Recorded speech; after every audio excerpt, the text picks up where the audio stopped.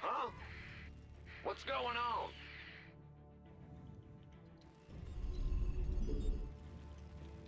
SCV ready. Not enough minerals. Not enough minerals. Woohoo! Over. Not enough minerals. SCV ready. In the rear with the gear. Big jump. What's going on? SCV ready.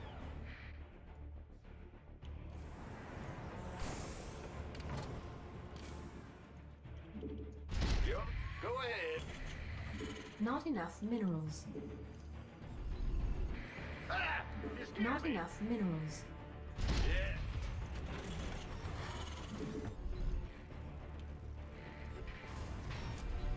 In the rear with the gear. Not enough You scared minerals. me. Not enough minerals.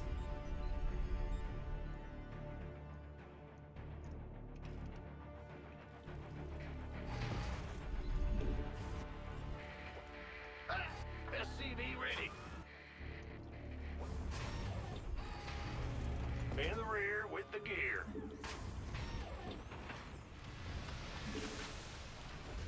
SCV ready.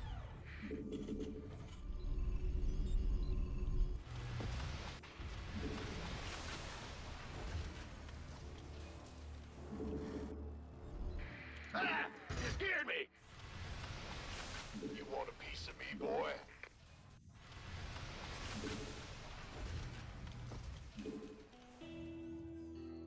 Yeah, whatever. And ready. Not enough minerals. Yo, gangway, coming through. Not enough minerals. This better be good. Not enough minerals. Not enough. Who wants some? Not enough minerals. You gonna give me orders? Not enough minerals. Then wait. Go, go, go! Aye, aye. You want a job? We could use some help here. Go ahead, this better Not be enough good. minerals. Not enough minerals. Who This is the wants most some? epic You gonna give me orders? proxy racks ever. Boy. In the rear with the gear. Not enough minerals. What's up, Jiggy? Armed and Not enough I'm minerals. playing some 1 versus 4 AIs go, go, go! to warm up, and then I'm gonna do some casting and then replay analysis. This Additional supply depots required. Not enough minerals. one. This been Additional supply depots required. Command center upgrade complete. once. You gonna give me some me, boy? Once, son, been waiting on. Armed? You gonna give this better be by the number. Once. What's going on? Go ahead. You gonna this better be good. Go! Show. Go, go, go! Been waiting. This better be. SCV ready. Been waiting on. You gonna give me. Want some? Base is under attack. Base is under attack. SCV ready. Yep. Huh? Not Gangway coming through. In the rear. Base with the is gear. under This attack. better be good. Not enough energy. You could have been waiting on. Armed. 1 down, boys. Oh shit. Go, go, go! Uh-oh. Want some? Been waiting this gangway coming through. What's going on? Huh? Not enough minerals. Ben, you want a piece of me, boy? Not enough minerals. You this been waiting on. Not enough minerals. Sure. Armed. Armed and SCV ready. Order received. This been waiting on.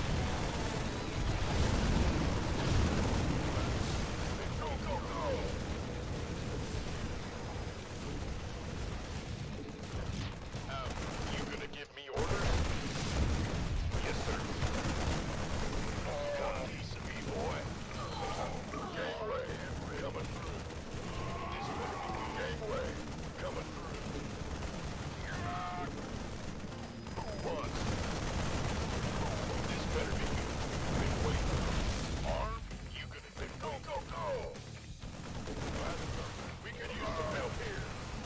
We could use some No. No. Oh no. Oh man. arm in the rear with the gear. This better be good. Who wants some? Gangway, coming through.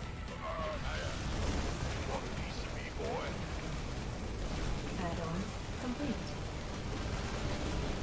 Been waiting on you.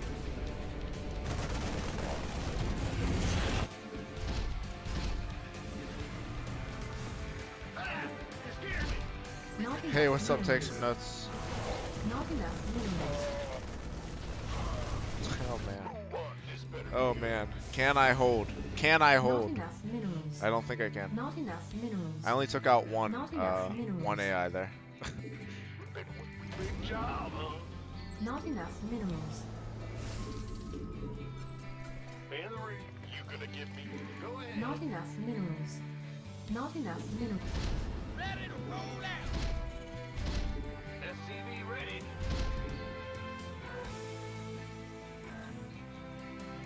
Why is it not letting me land them?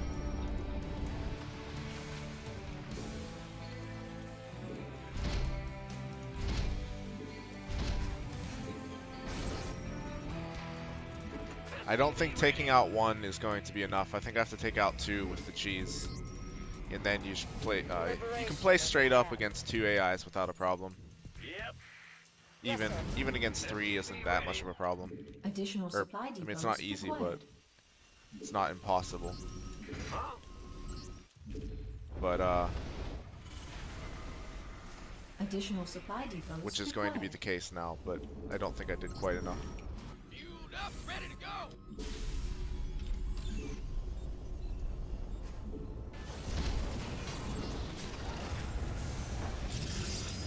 And the AI is horrible at dealing with liberators. They basically just bug out, so you have to abuse that as well. Move it.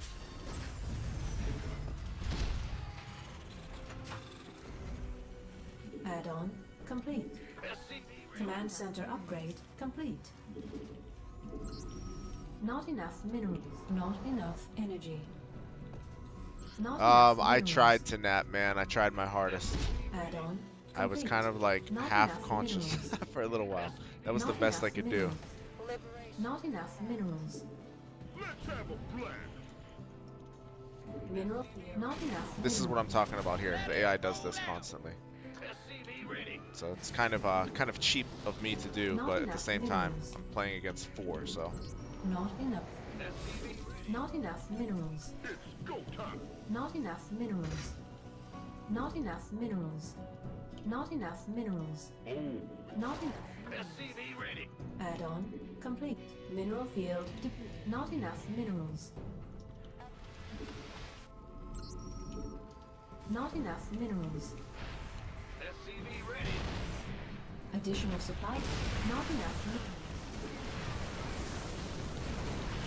and this is what happens right here. This right here is what happens. So yeah, that's why it's hard. Not enough minerals. Incoming orders. Oh my goodness.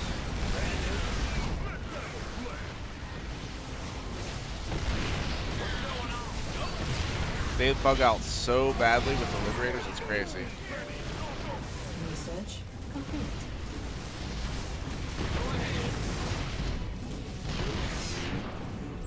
In the rear.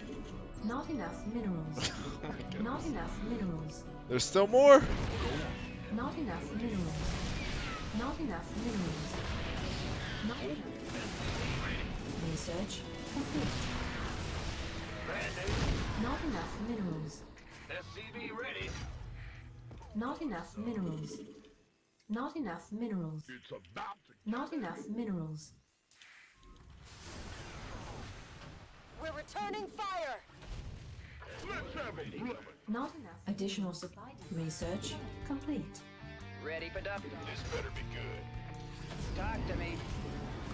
You want a piece of me, boy? SCV ready. Not enough minerals. Ah, it's here. Not Not enough minerals. How you doing today? Take some notes. Did you get any ladder Not in enough last minerals. night or today? Not enough minerals. Upgrade complete. SCV ready. Not enough minerals. Insufficient. Gas. Insufficient. SCV ready. Add-on complete. Speed. Not enough minerals. Not enough. Insufficient. They have Vespene Stargate, gas. but they don't attack it. Look Insufficient at that. Vespene gas. Oh my Not goodness. enough. Insufficient Vespene gas. Insufficient. Didn't I ask how Vespene you are, man? gas. What the hell? I thought I did. Insufficient Vespene gas. If I didn't, We're returning please, please forgive me. SCV ready. I'll take your Not word enough for it and assume that minerals. I did not ask. Be on the ball. What's going on? Not enough minerals. Or, oh, you mean ask about your ladder session? Either way, how did your ladder session go? Armed and ready. SCV ready. Not enough minerals. Not minerals. Not enough minerals. Not enough minerals. Base is under attack. Not enough. That's why. minerals. Yes, sir.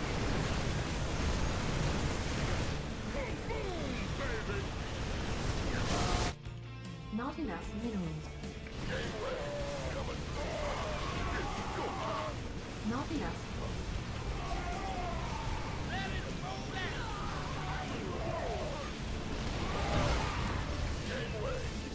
Not enough minerals.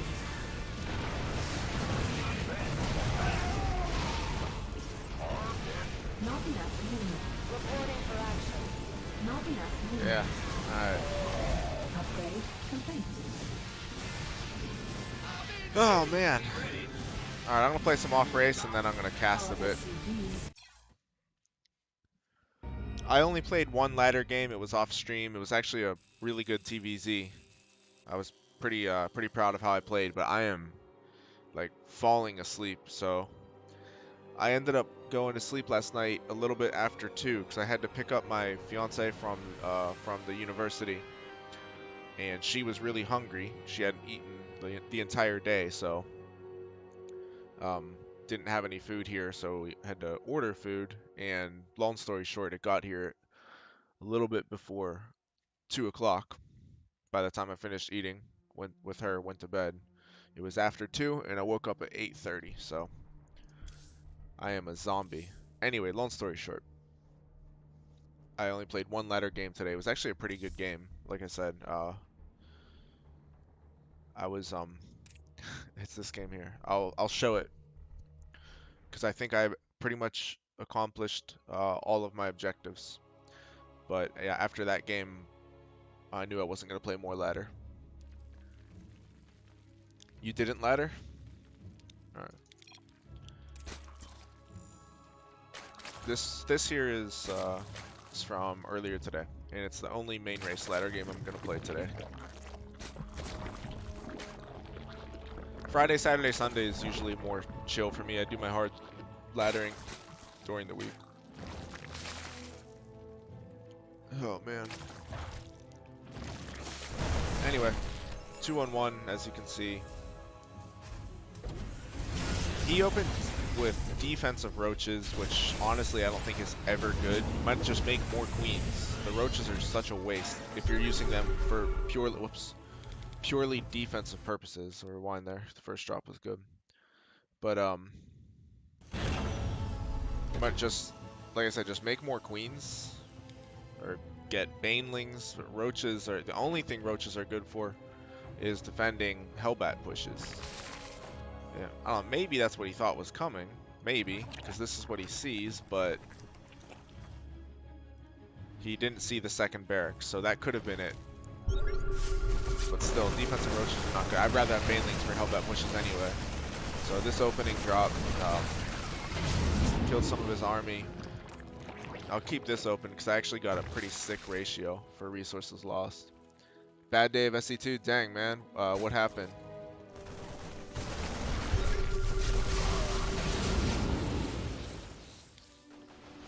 But yeah, so back at home, obviously following up with the 1-1. Only thing that was a bit off was my armory was a little bit late. As we can see here, it's just starting now when these are about 3/4 of the way done. So 2-2 was a little bit late. Besides that, everything went really smoothly.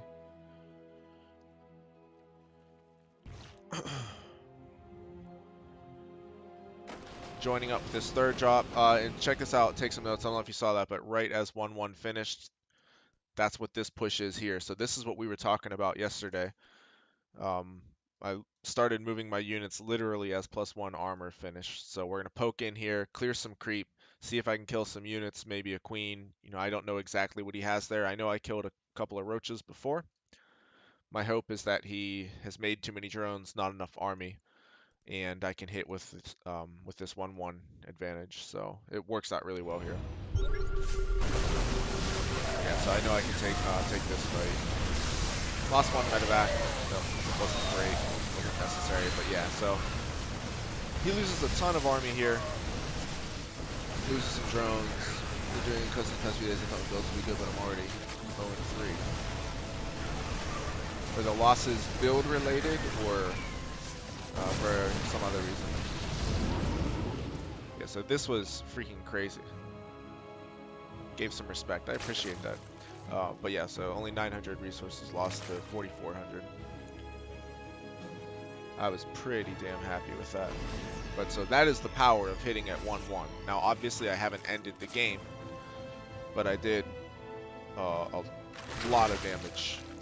I think it was 17 drones that I killed. Yeah, 17 drones and killed a bunch of army. And then, of course, I'm getting my tank count up. I know he has Hydras now. He's going into Lingbane Hydra. So we're going to get the tank count up, and I'm going to look to push at 2-2. And pretty much just be aggressive for the rest of the game. Not committing this army, just trying to clear creep. Clearing creep over here. One of them was build related, but the other two lost run. Okay. We can say, you know, if any of them stand out, as you know, just feel free to send them to me. I'm going to cast some replays in a little bit here.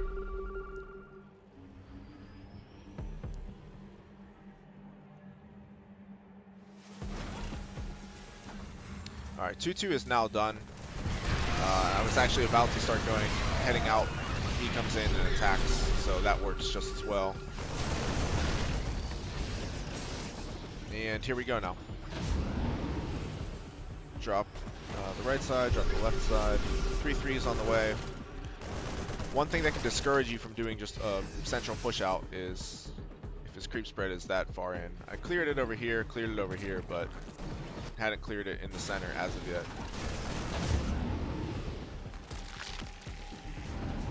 I also want to analyze some of my losses today, just some of my ladder losses. So I'm not going to be playing all that much, not main race anyway. So might as well just have like a replay analysis stream, casting, and then some off race.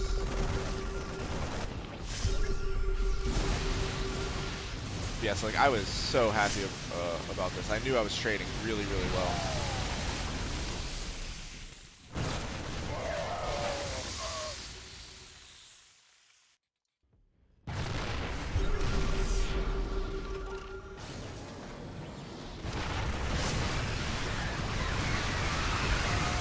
I saw that right now, so I'll have to download that and I'll cast it today.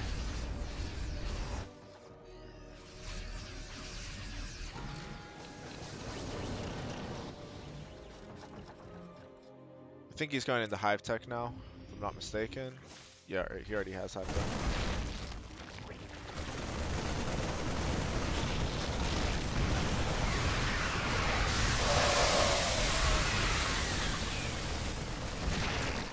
There's some Master 2. Awesome.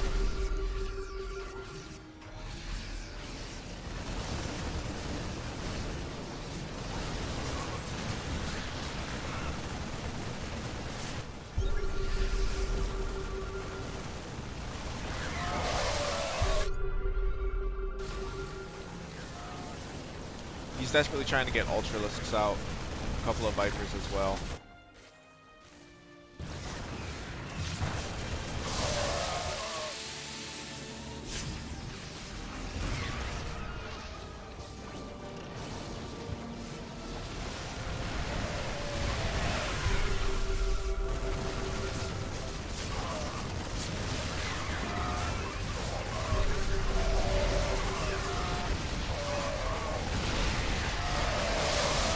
and that was it. So yeah, out traded him really, really hard, and I was happy with that one. All right, let me get that replay from Jiggy. I've got one from Nakamura. I've got one from Online Strategy. So we'll get a few casts in here.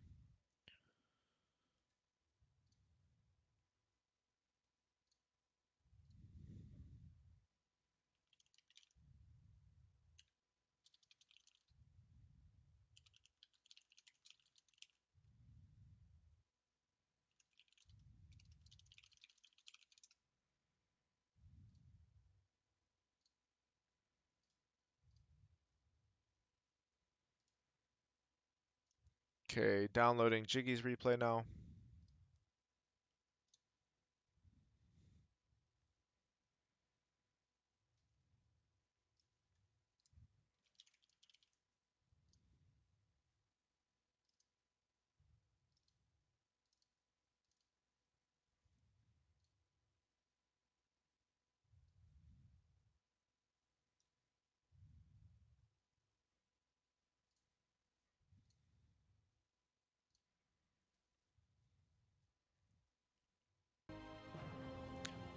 All right, let's cast these games. This is Nakamura's game. Before I start, give me a second to clear my email.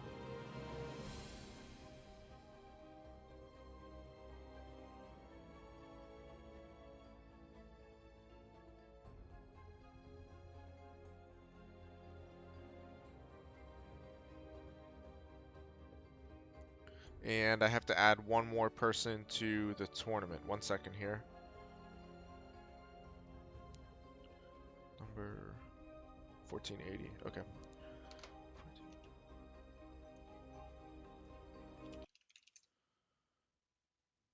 Almost ready.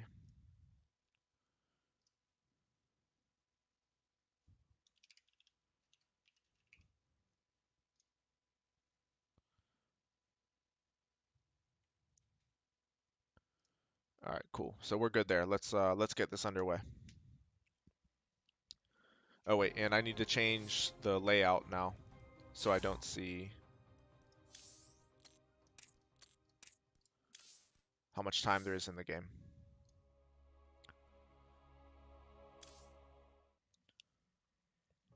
All right, so this is a game versus Master 2 Terran here from Nakamura. Let's get right into it. In the bottom left-hand corner of the map, it is the red Terran, Shaggy. His opponent, in the bottom right, the blue Zerg, Nakamura.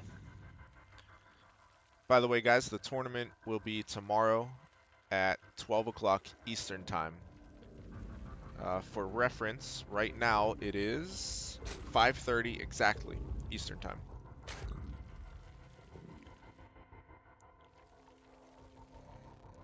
So be on the lookout for that. It was originally scheduled to be a 2-day tournament. As of right now, we have, I think, 11 participants. So with only 11, I think we'll probably just get it done in 1 day. But at any rate, that'll be 12 o'clock tomorrow. I'll be hosting the tournament, which will be streamed on the Doom Drop channel. I'll be hosting it with from my personal stream though. So if you like check in on my personal stream, you'll see that you'll see that. Oh my goodness, I'm so freaking tired. You'll see the Doom Drop channel playing it. That's what I want to say. My apologies. Anyway.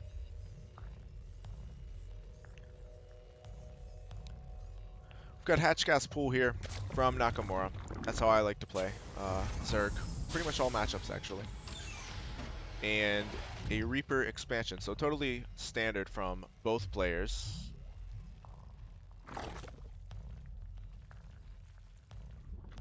I know Nakamura likes to play Lingbane Hydra. In the late game, he's pretty darn good with... I've had some difficult games against him with like Queen, Broodlord, Infestor. It's been a while since we've played, though.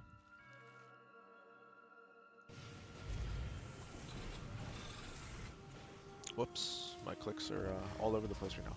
Reactor, second barracks. So this is obviously shaping up to be a 2-1-1. We should see a factory and a second gas momentarily.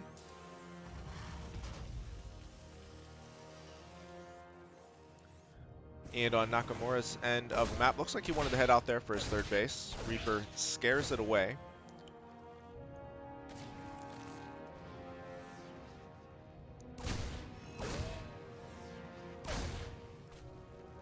Naka is still mining gas.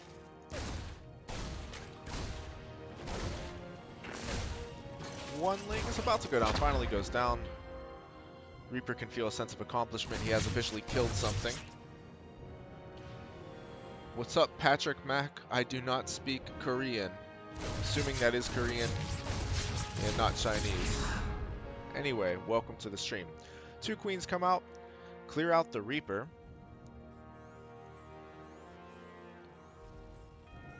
Stim is not yet being researched. That's definitely an oversight.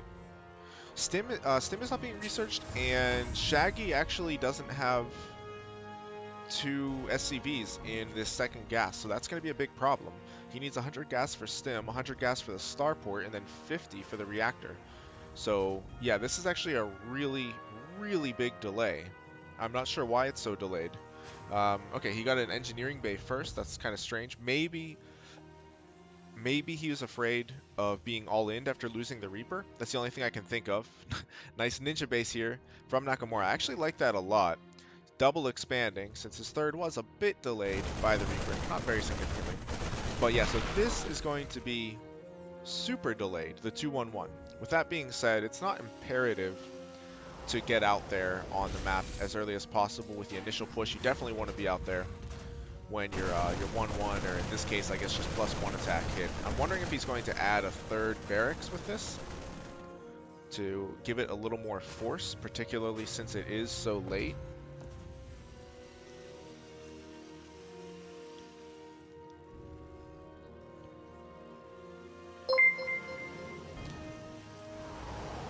Thank you, Online Strategy, for the host. We're going to be casting your game up next, and then we're going to cast one from Jiggy. And sorry, I'm not really paying too much attention to the chat right now, guys. Да, конечно. Можно здесь говорить по-русски. No, but in this cast, of course, I'm gonna limit it to English. But yeah, when I'm playing or basically doing anything else but casting, I'm more than happy to speak Russian, Spanish, Portuguese, and English. It's fun for me to mix it up. But welcome to the stream, guys. See a lot of new faces there. Second engineering bay. Should be seeing an armory as well, and no third barracks. So, I mean, this is basically a stand. Thank you for the follow. I appreciate it. This is basically a standard 2-1-1, but it's going to hit really, really late. Keep in mind, on a map like this with your 2-1-1, normally you're going to arrive at your destination, which is usually to clear creep at the third, at 5:15. So it is really late, about 30 seconds late. That allows for more units to defend from the Zerg. One queen is focused down, maybe even a second. Yeah, without the links there in front, the queens cannot deal with it on their own. So just a slight mispositioning there from Nakamura. Loses, I believe it was 2 queens in the end. Not a huge deal. Almost took out this medevac, so Shaggy's going to have to be very careful. Link's wrapping around trying to find a few kills. All in all, pretty decent defense there. You don't want to be losing this much in the 2-1-1 as Terran. So well defended by Nakamura. Shaggy still has no idea about this gold base. He's floating his own third base over right now. I'm wondering if his armory is late. Yes, it's actually very, very late. So this is going to be a problem for him. His +1 has been finished for a while now. His +1 armor is half of the way done, and he's just now starting his armory. So that's a bit of an opportunity lost. Naka has full vision of this. Always good to confirm the third base timing of your opponent. And Naka is just now about to finish up his lair. Baneling Nest being completed as well. And I'm going to assume that we'll see a Hydralisk den, just knowing Nakamura's style. However, at the same time, since drop play is really good here and all of this space, even from here to here, can be really annoying to defend, Spire Tech might be an option as well, just to make it more difficult for things like this to happen. So we'll find out momentarily. Baneling Speed and 2-2 are on the way. It's going to be a nice upgrade advantage for Nakamura. But will he go with the Hydras, or will he elect to try to stop drop play? Shaggy is now discovering this gold base. Probably going to be a bit disappointed to see that. That's never a good feeling as a Terran. You see a Zerg on the gold and you start wondering how long he has been there. Good job by Shaggy fighting off creep. Nakamura looks like he wants to be focusing down the Medivacs. Well played there by Shaggy. Didn't look like he lost that much. Maintains a slight lead in the resources loss department. Shaggy elects to clear creep instead of dropping in the main. I think that's fine as well. This could set up a push at this location later.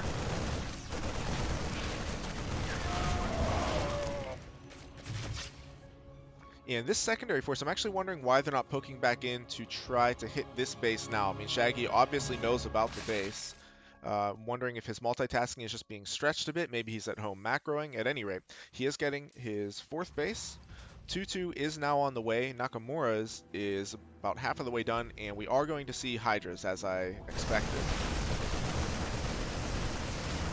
One queen falls quickly. Nakamura brings his wings around, manages to thwart that attack. And the longer he stays on this gold base, the better it's going to be for him, obviously. So, losing a queen for the defense, not the biggest deal when you continue to mine off of 4 bases, one of which being a gold base. And this is basically a bonus. If you can get away with mining up here, mine this base out, and then take a more standard base later, that's fantastic. Especially if the game goes late into a mine out scenario. So, a really nice advantage that Nakamura has created for himself. Good to see a lot of guys in the stream. Welcome to the stream to all the new faces. As I was saying before, during casts I don't look at the chat quite as much, so I apologize. But I will definitely scroll up through the chat after the game. Nakamura taking the 2nd gold base. You greedy son of a bee. He has his army in position to defend that as well, should Shaggy decide to attack that. Shaggy's going to float over and take his 4th. And we're pretty much just in a standard mid-game right now, about to transition into the late game. Whoops, I was going down here to check the drop, but it looks like for quite a few, a couple of queens went down at first. I'm going to check the drop quickly.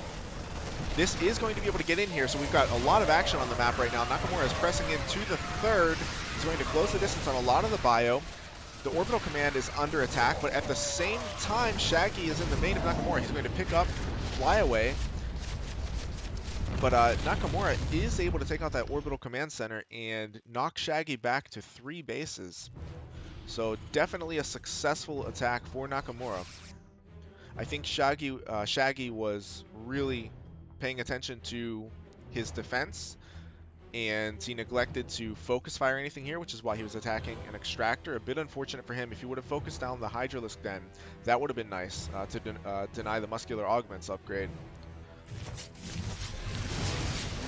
Queen's going to be picked off again, and a lot of creep should be cleared here. I don't think Shaggy knows yet about this other gold base. No, he doesn't. But this is going to be a nice attack here. If Nakamura doesn't respond quickly, he is going to lose his 1st gold base. Now, there is another attack in the natural, which is going to be picked off. It looks like both Medivacs might fall. It is so close. It does go down. That hurts. But the good news for Shaggy is he is able to finally get rid of that gold base. Nakamura did mine quite a bit from it, and he does have the creep spread to try to mine from there again. In the production tab, we see now that Nakamura is getting burrow And I just saw Pathogen Glands finish as well, so he is going to go into Infestors. That's what I was talking about earlier. I know he likes to go Infestors heading into the late game. Infestors, Broodlords, he usually has a lot of queens as well, and he does a good job keeping those queens near the army to pretty much endlessly transfuse them. Speaking of queens, we only have 4 now. I was just thinking, as I said that, we have seen a lot of queens get killed this game, so Nakamura is going to want to remake quite a few, I would imagine. Ghosts are in play, but they're not going to be doing too much at the front of the battle. Baneling's getting taken out by siege tanks, but once again, Nakamura is able to take out another orbital command. Shaggy doing a really good job of continuously rebuilding his bases, but you don't want to keep losing your third like that, so he's going to have to come up with a clutch defense some point soon. I mean, this is basically how Zergs win their games. It's just trading, until you don't have the economy to really compete anymore, and then they overwhelm you.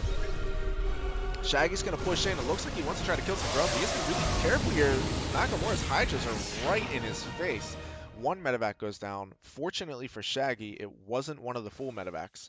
Looks like he's going to send a small raiding party around the right side of the map. I don't know if he wants to clear creep or if he wants to try to kill drones, or if he is just going to get killed by the main army of Nakamura. At any rate, he does bounce back in here. If he focuses down this hatchery, he will be able to get it. He's going to have to pick up and lift off there. Will Nakamura be able to land the fungal? I know he wants it. He has the infestor right there. Chooses not to cast it. He is going to be able to cancel this base, though, and again, the EMP actually hits the Hydras. That's not going to do it. Fungal growth goes down on the bio. Nakamura does have a few more infestors there, but he has to be really careful. He's fighting bio with medevacs off of creep and not too many banelings to really chew through the bio, so he's going to have to rely on these fungals, which are really good. A few more infestors coming up from behind. Naka has to be careful not to get hit by the splash damage of the siege tank. A couple of high energy infestors go down with only, I think, 1 fungal cast. Some of the ones in the back get off another cast, and infested Terrans are going to hope to clean up the rest of this. The bio should be able to take care of this, especially with medevac support. But keep in mind, Nakamura has now lost this gold base, he lost this gold base, and he has not yet reestablished this 4th base here. So this is a really, really close game. He has been able to cancel this base once and kill it twice. Shaggy, once again, is going to hope to establish a 4th base and to hold it. He really hasn't been able to mine for any length of time off of 4 bases in this game. Double drop is spotted by the creep spread, and the Hydras are getting into position to pick this off. That is a devastating loss for Shaggy. Excellently done there. Nakamura didn't go straight for it here. He would have been blocked by the terrain blocker.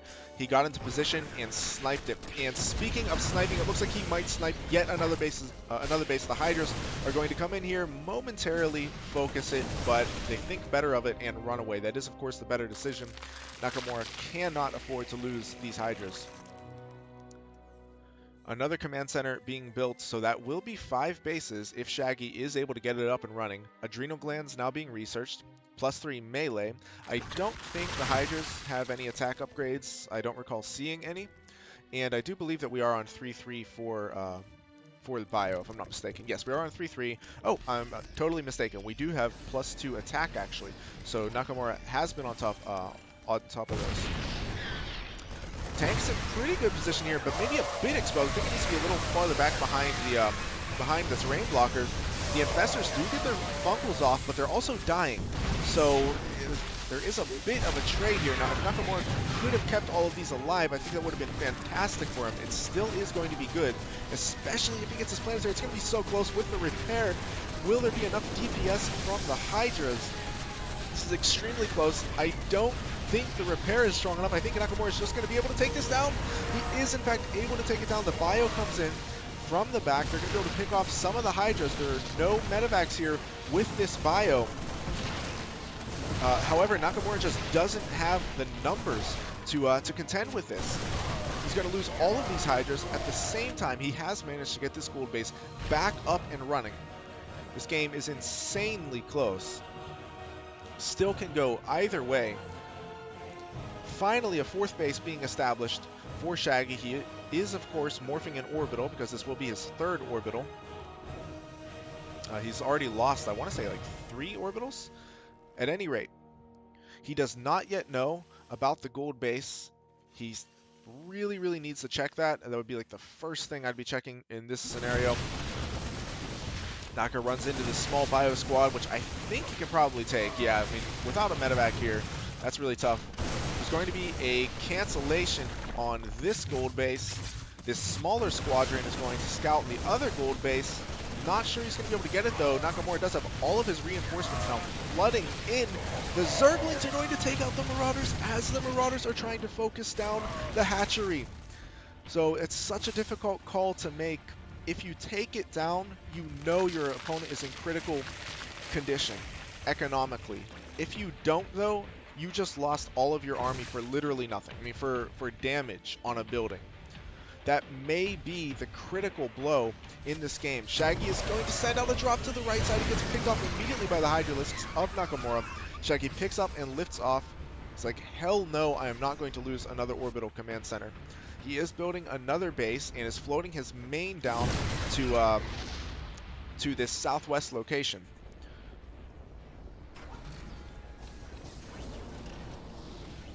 Oh no, oh my goodness. Is he? I think Nakamura's gonna. I just have this feeling that Nakamura is going to get these bases up. He might not even need it though. Now that I look at this, again, there aren't any medevacs with this nice positioning, but I think this is just going to be a numbers game at this point. Shaggy is fighting in a choke point, which is the best that he can hope to do. He's going to lose another orbital command, but without medevacs there and no splash damage, he's not going to be able to deal with the Hydras. I mean, the Lings with adrenal glands are already going to be difficult enough, especially with +3 melee attack. Shaggy retreats into his base. He's taking out another base of Nakamura while this goes on, but he doesn't have the economy to sustain the losses that he's taking right now in his own base. He manages to take out that base of Nakamura. Looks like he wants to float into Nakamura's main, but this army here is the problem for Shaggy. I think Nakamura may have broken him. Now, with that being said, Shaggy is still mining from 2, soon to be 3 other locations on the map, but how does he deal with this gigantic swath of Hydralisks? Naka is joining with more Hydras, more Lings. We'll see if he wants to morph in Banelings. Another base is going to go down. This one isn't the freshest base, but Shaggy really can't afford to lose anything right now. He has this small group of Marines in the main of Nakamura right now. They haven't yet been activated, and the Hydra Ling Bane is going to chase Shaggy away from yet another base and might even be led into this base in the corner. Bio Squad is going to come down here with a bit of medevac support. It's not going to be enough to deal with these Hydras. I mean, there's way too many Hydras here. Shaggy is going to have to constantly engage and run. He cannot take this head on. He still has this group of Marines, which is just sitting in the main. Not that I think they could do too much. I mean, the best case scenario would probably be that they could pick off the Hydra Den.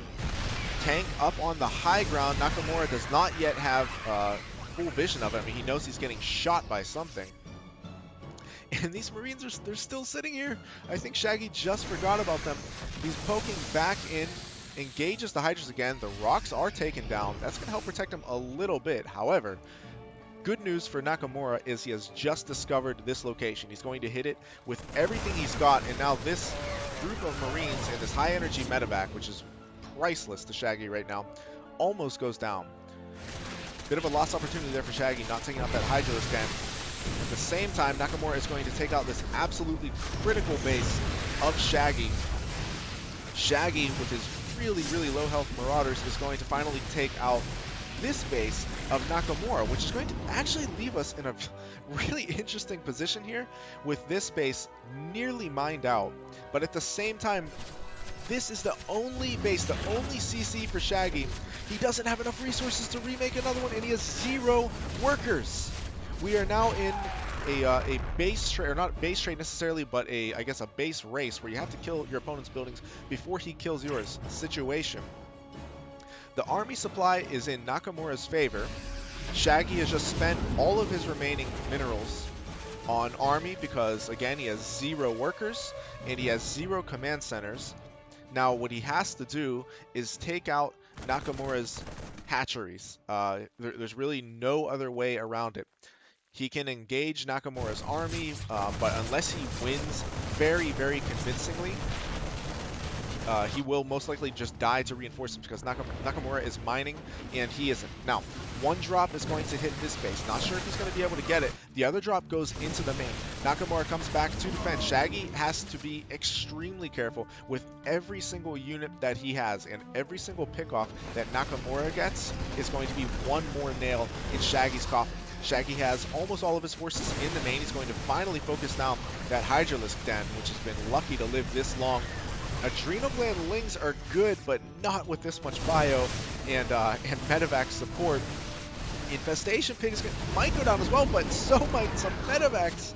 Unfortunately for Nakamura, he gets 2 medevacs, but neither of them have any units in them. Speaking of dying medevacs and dying units, I think all of these units and this medevac here are also going to go down. Shaggy is fighting tooth and nail, and let me say, it's not easy to defend against a Terran, even with so few units. A Terran who is constantly dropping around, and you don't have Spire Tech. Not an easy situation for a Zerg. Nakamura is now long distance mining from the gold.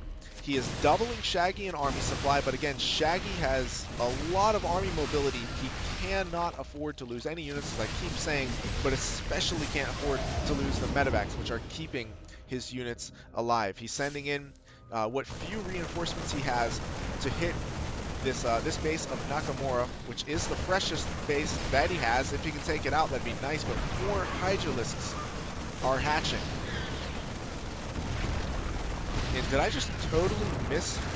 I think I totally, yes, I did. It must have been these right here. Yep. I was looking at this base being taken out, and these units here took out the remaining medevacs of Shaggy. What a sick game. Well played, Nakamura. Awesome game. All right, let me scroll up through chat before I get into online strategies game.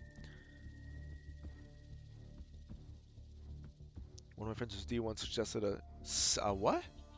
A 6 Reaper fast expand? Hydras are very good, yes. A 6 Reaper fast expand. I've never heard of that. Oh, Patrick is your friend? Awesome. Welcome to the stream, Patrick.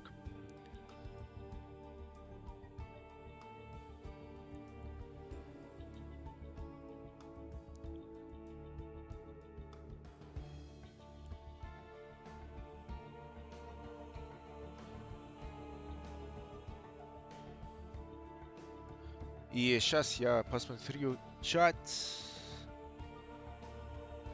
Привет, Джерес. Все у меня хорошо, спасибо. У тебя как? Что нового? Thank you for the follow, Patrick. I appreciate it. Let's see, what else did I miss? What's up, Frost? Good to see you, man. Seal this turn as a main attack and some drop going good. Yeah, that is generally a good plan. Pretty much have to keep that constant throughout the game. You can't let Zerg do what they want. That is 100% correct. Jetty knows what he's talking about. That is absolutely right.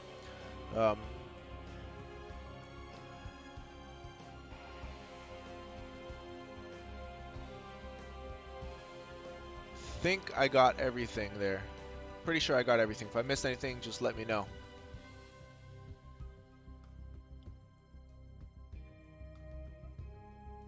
Yeah, definitely a good game.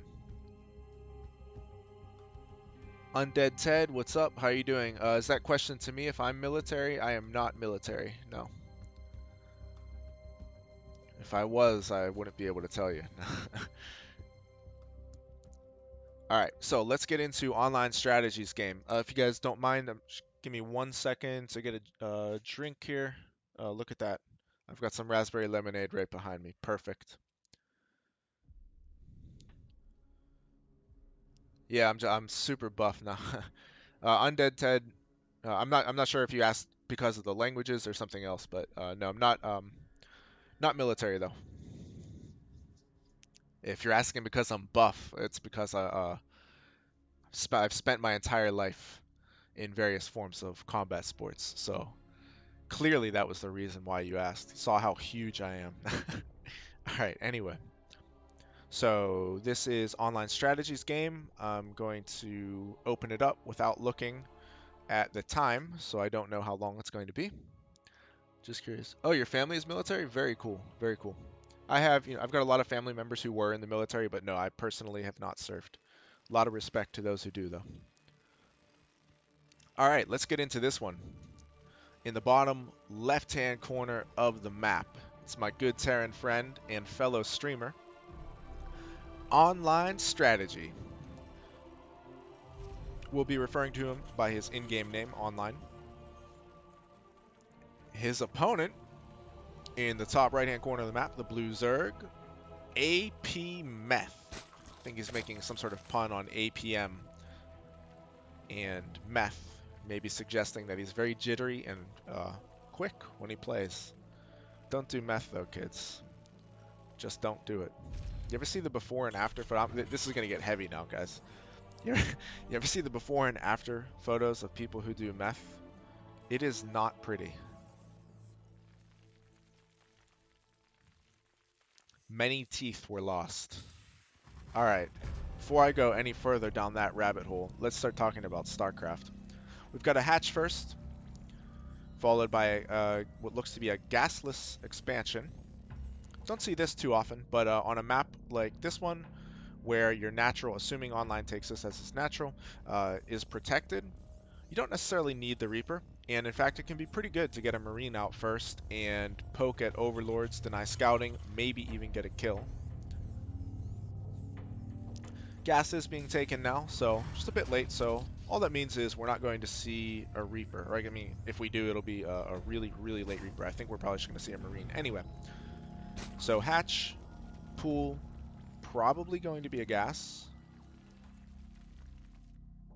Might actually, I mean, I guess theoretically you could go straight to reactor as well. Oh, there are the Marines right there. Okay. And a really fast third base, so not a gas. This is a very economically minded opener from our Zerg player. It also is, though, from online strategy as well. Getting a fast expansion, basically a gasless expansion, so with a later gas. Here's the Marine. This is exactly what I was talking about. He's just barely going to miss this Overlord. If you can manage to pick off that first or second Overlord from Zerg, it's always really nice. I've had some Zergs sort of tilt all in me after it, and I've lost many games like that. I feel really good because I killed the first Overlord, and then they're just like, screw it, I'm just going to make units, and they win. Anyway, looks like online strategy has now spotted this Overlord. He's going to bring both Marines together. Going to be really close here. I think the Overlord's going to get away. Oh my goodness. What do we have here? I missed that in the production tab. We're going to keep our eye on that one. The Overlord just barely gets away. But we do have a Ghost Academy and a factory. So all of that gas has been saved up. It has all led to this moment. Are we going to see Cloak first, or are we going to see a nuke? That is the question. So gas first goes into the Ghost. Now keep in mind, APM, or whatever, AP Meth, what am I going to call him? I'm just going to call him APM, I don't know. Or AP, whatever, we'll call him AP. So AP, not only has he been denied a thorough scout, he also knows that there are Marines still out there. So if he wants to scout something, he basically has to calculate that he's going to lose the Overlord. A lot of times that can make you a bit hesitant. You still should, of course, send whatever you have in there and find out what's going on. When I play Zerg, if a Terran is denying my scout with Marines, that like fortifies my desire to scout, because I'm thinking, okay, they're hiding something important. At any rate, we've got a double evolution chamber from AP, who is just now taking his first gases. That's pretty crazy. Actually, yeah, quite unexpected. So he's going to have these double evolution chambers, but he does not have the gas to utilize both of them just yet. So, it is Cloak. Not sure if this will be used primarily for snipes, if online is going to go into some sexy nuke play. Nukes are just the coolest thing in the game. I'm sorry, I know I'm biased as a Terran main, but nukes are so freaking cool. So AP is going to dip back in. He's going to hope to get a scout off. Runs into some Marines, stops short, runs back the other way. He is going to die. He sees the starport, and this, honestly, it looks like a pretty normal build. If he's paying really close attention, he might wonder why the starport is a little bit late and he doesn't see any additional infrastructure. But even then, it's not really a tell, per se. This Overlord poked back in to see if a third base was in play, went back, and he is not going to see that, in fact, there is a third base in play. Now, I've got to tell you, if I'm the Zerg here, even if I see this third base, there is no way in heck I'm thinking that I'm going against ghosts this early. Tank out, most likely for defensive purposes. Yep, it's rallied up right there. We'll see if the starport is going to be used for a medevac, is what I would think. And 3 additional Ghost Academies. This is what I'm talking about, baby. I live for moments like this. We are going to see some nukes. So I'm expecting, as I said, I'm expecting a medevac, something like a Liberator or Viking could work as well. Liberator just to draw attention away. Viking to clear out Overlords, to prevent scouting, or to prevent the Overlords from seeing the eventual medevac from coming down drop path, something like that. Now, the one possible problem for online in a game like this, or I should say with a build like this, is we take a look at the army supply. This is a very, very, very tech-heavy build. So if AP decides to be aggressive at any point, things could get a bit tricky. Online, of course, running past the Zergling, he does not want to alert AP to their presence, to the presence of the ghosts. 1-1 is being researched here, so basically we just have a totally standard game from AP. He's getting really nice creep spread, by the way. My guess is we're going to see a simultaneous nuke. One here, maybe one at the third or in the main. We have 2 more nukes in production. And AP has no idea what's going on. He does have Lair, and he's starting a Spire right now, but he doesn't have any Overseers, nor does he have Spore Crawlers. So, oh, this is just glorious. This is absolutely glorious. Let's zoom out so we can get both of them. Here's one nuke, and the second one is about to go down. Yes, exactly. Here at the Natural. Double nuke town, baby. Bring it on. Nuke number 1 is going to hit a bunch of larvae, get a lot of cancellations. Nuke number 2 is going to get a bunch of drones. Let's check it out. Oh my goodness. What an absolutely disgusting nuke for 49 kills. The first ghost is jealous at 40 less kills, but hey, I mean, 9 kills with a nuke is still pretty darn good. The nukes are not going to end. On the contrary, they're only just beginning. I think a few drones are going to die. Oh! He just got 20 drones with that. 38 drones in total. 20 drones with the second nuke. AP is asking himself a lot of questions right now. Many, many questions right now. He's wondering why he's playing the game. He's wondering how David Kim could ever create the ghost and the nuke.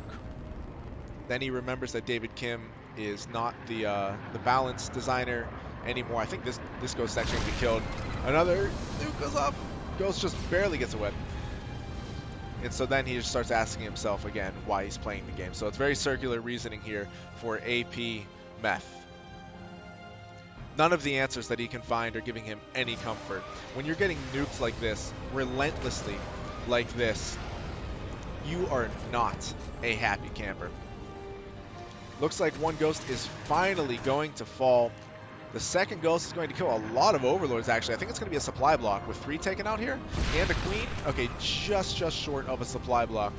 But this is just devastating. We can see that online is enjoying a sizable lead in the resources lost department. He's got a planetary here at his third, which normally I don't like, but in this scenario, I think it's actually a good decision, only because when you're going, as I was saying before, when you're going with such a tech-heavy build, you are very, very light on units at home.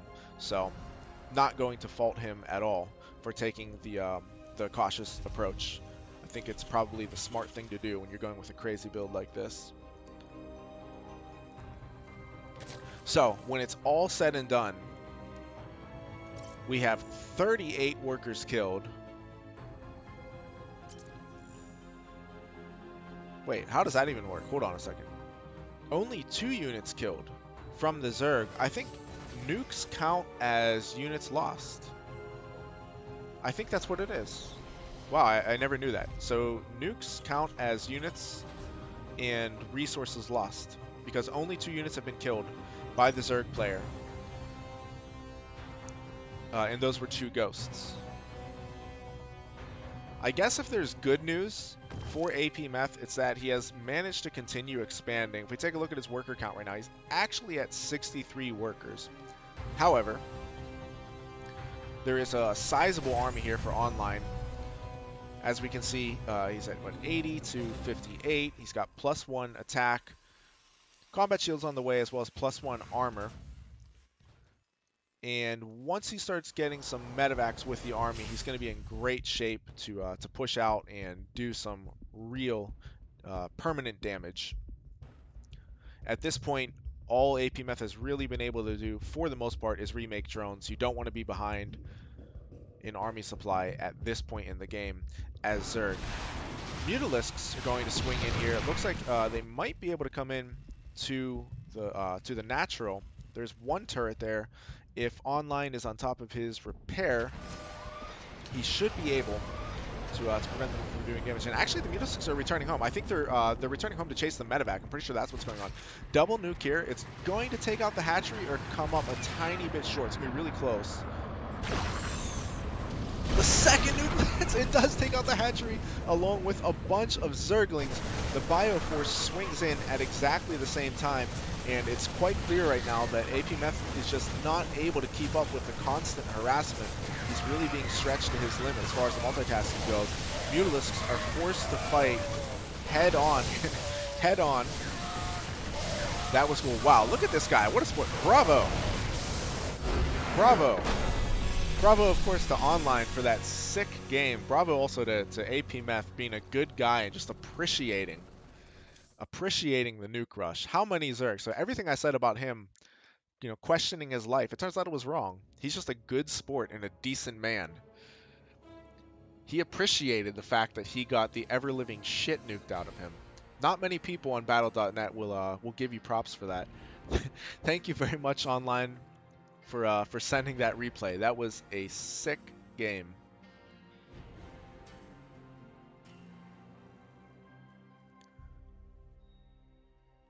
That was awesome. Alright, so we've done Nakamura's, we have done online strategies, and I know I've got one from Jiggy as well. I think I need to refresh this. Where is Jiggy's? Okay, this is Jiggy's here, right? No, it's not. Did I not put it in the folder? Alright, give me 1 second, guys. I need to switch over. I need to get the replay in the proper folder. Not sure how I didn't do that. And Jiggy, all right, so which one, do you want me to do the second one or the first one, Jiggy? Those nukes were freaking fantastic. Yo, I loved it, man. I loved it. Thank you very much for sending me that. That was a lot. That was a lot of fun. All right, so we have some good BM in the second one. Let's do it then. Have a little drama. All right, let me pull it up on my PC. 1 moment, guys.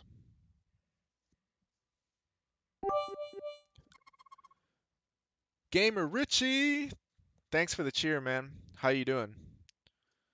All right, let's get the by the way, you're still in for the tournament tomorrow, right? At 12 o'clock Eastern time. So I guess that's in exactly, oh my goodness, I'm going to do math. 18 hours from now, or a little bit less than 18 hours.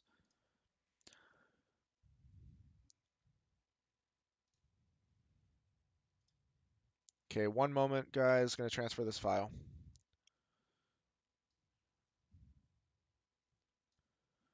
All right, got it.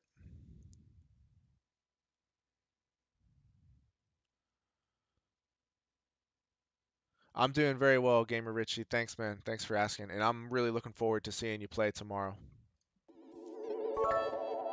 Whoa, holy crap. Thank you very much, Online Strategy. Really appreciate it. And really appreciate the cheer. And thanks again for sending me the replay. By the way, to the chat, for those of you who don't know, for those of you who may be new to the stream, I I try to cast at least like once a week or so. So if you have any crazy games from ladder, like really entertaining, whether they're really close, it could just be interesting BM, any game that you think would be really interesting or exciting for people to watch from your games, feel free to send to me. But also the only thing I ask is every once in a while that you mix in some losses, so it's not predictable that I'm only getting wins, because most people will want to submit wins. That's understandable.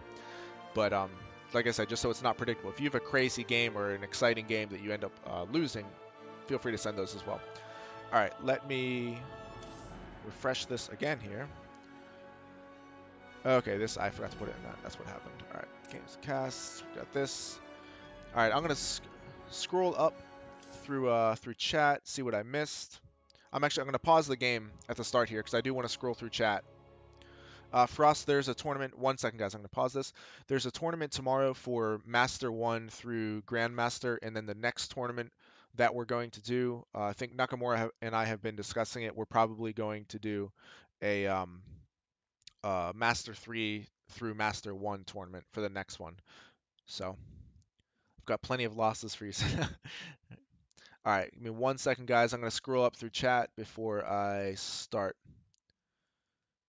Bucharest, what's up, man? Great to see you.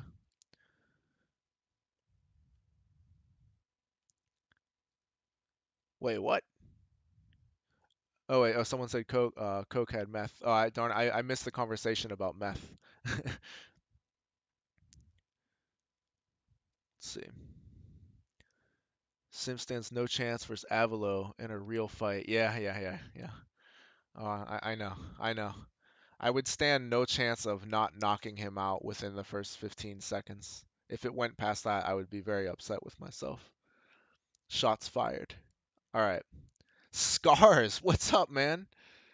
It's been a while, bro. I was really hoping that you would play tomorrow, or that you would get some friends to play. The prize pool tomorrow is only it's a 40 only, it's still pretty nice. $40. So $30 for first place, $10 for second place.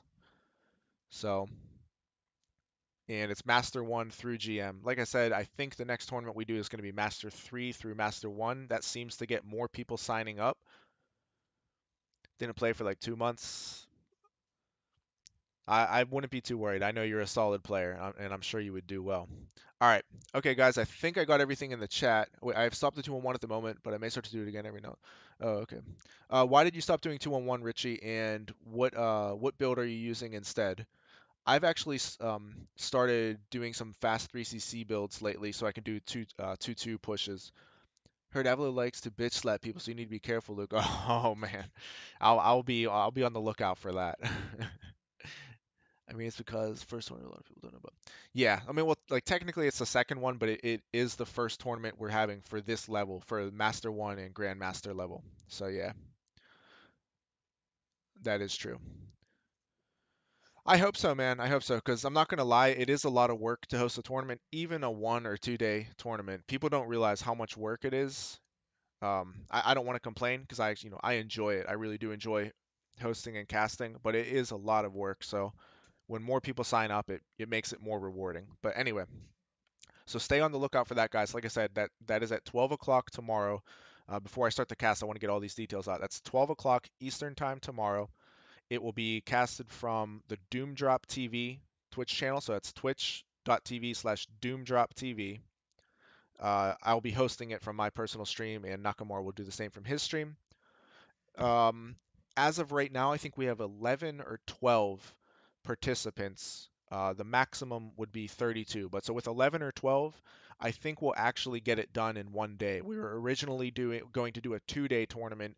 If we got 32 participants, we were going to do tomorrow for all rounds prior to the semis and finals, and then Sunday for the semis and finals. But if it's only 12, like 12 to 16 participants, then I think we'll just do everything tomorrow because it won't be that long, probably just a couple hours. Anyway, I think that's it. Let's get into this game. In the bottom right-hand corner of the map, it is our red Terran, Ja. Are you are you kidding me? I'm probably gonna get banned from Twitch for zooming in on that. What the hell? All right, I'm not gonna comment on that. I think the laughter says it all. His opponent in the top left, the one and only beloved member of our chat, Hot Damn Miley Cyrus, also known as Jiggy. Gas first, Rax against Gas first, Rax.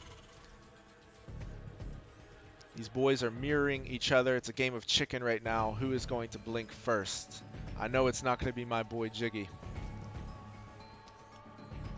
Second gas being added on by Jiggy. So this is already a big discrepancy. It looks like we're going to go against probably one base against two base. There aren't too many one base openers with only one gas as Terran. If you're going for any kind of 1-1-1 variation, you're going to get that second gas. Jiggy scouting for proxies. Will he go straight to reactor, factory, and start making lots and lots of cyclones? Could be. There's the factory. Will we see that reactor? Yes, sir. So we're going to see, like I said, I think it's going to be cyclones, lots and lots of them, and an expansion on the high ground by the looks of it from Ja. He just doesn't know where he wants to make it here. So it was here, and then he was like, no, over here. Well, then how about over here? This is like this SCV was having an argument with his wife about where to get their property. He started out here. He liked it because it was really close to the vest being gas. And then she's like, no, but that's not going to be healthy for the children. So then he was like, over here. Well, this place has a view. Yeah, but it's closer to where the Reapers jump into the base. So he's like, fine, we'll just make it next to the other one. And that's how it ended. Anyway, Reaper pokes in. Or I'm sorry, Reaper kills the Reaper that poked in. Or was that an SCV? I was so busy doing my little narration there. Yeah, wasn't a Reaper. That was a Reaper killing an SCV, because I just remember that Jiggy went straight to reactor on that barracks. That is now switched over with the factory. We are going to be seeing reactored cyclones. So, reactored cyclones against reactored cyclones, to be honest, but the reactored cyclones for Ja are going to be later due to his build. If he doesn't go with I was about to say, if he doesn't go with reactored cyclones, that is not going to be good. It just doesn't work. It's really, really tough to play against reactored cyclones if you're not doing it yourself, or if you're getting siege tanks out very quickly. Even then, there's usually a little period where you have to repair at the wall while you wait for that siege tank to come out. Anyway, first two cyclones are going to head across the map. So we don't have any starport as a follow-up just yet. Sometimes you can sneak in that starport before Cyclones 3 and 4, but the way I like to do it is the way Jiggy's doing it here. You get Cyclones 3 and 4. If you want a starport, you can build it after. You can also just keep making Cyclones. There's absolutely nothing wrong with that. That is actually a thing. You just keep making Cyclones until you die. Okay, this is terrible, terrible news for Ja, who is making Hellions, reactored Hellions, for some reason. He has not even scouted Jiggy. He's getting cycloned, and he pretty much deserves it, because he went with an expansion build without scouting and started making Hellions. This is what happens. This is what happens to people who do that. So pretty much Jiggy is bringing the truth here to Ja, letting him know this is not how we do it. What you're doing is not a thing.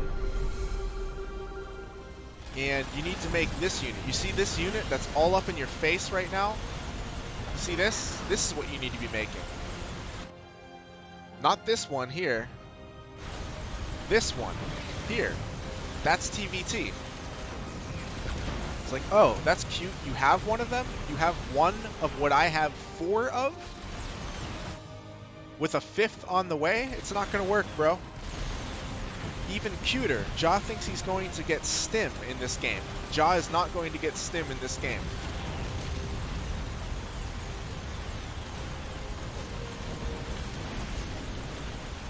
Is Ja going to get stim in this game? No, he's not going to get stim in this game. Okay. Anyway, Ja's looking to do some counter damage here. He's going to kill a lot of SCVs. There aren't any units close by. This is not a Marauder being made. It's actually Marines. So yeah, this is ending up as a base trade. Not actually sure how that happened. I think it was just a really unlucky timing for Jiggy. Now Jiggy is destroying everything in Ja's base. Ja does have 2 orbital commands. Keep that in mind. That may become a factor later. Jiggy is getting 2 Cyclones out now though, and all those Cyclones have to do is lock on to this medevac, and it could be GG right then and there. I think Ja realizes that, pulls back.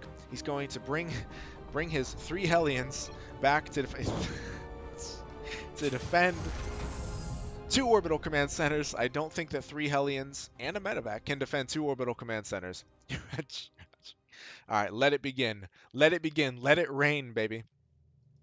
If there's any good news for Ja, and there really isn't, but if there's any good news, it's that there are 3 red health Cyclones. But I don't even think with perfect drop micro, the Hellions can't get out and kill any of the Cyclones. I think the Hellions, they fire too slowly, and the Cyclones will just burst them down. There goes 1 basically full energy CC.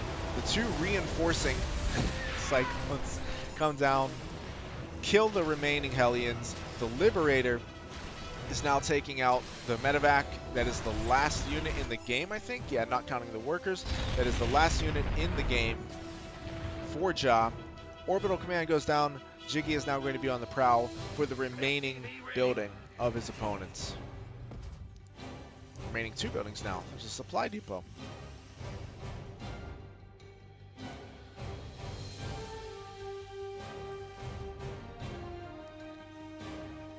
This adventurous SCV is going to build a proxy barracks at 706 into the game. GG. Cyclones versus no Cyclones. The lesson here, boys, is no Cyclones is a pretty rough road, or rough row to hoe. I'm sorry, rough road. Yeah. 2 of 15. He's gonna win. Yeah. GG, boys. Oh, Frame Show just messaged me. Want to play some one? Yes, I will absolutely play some 1 versus 1. Because honestly, I was just gonna off race.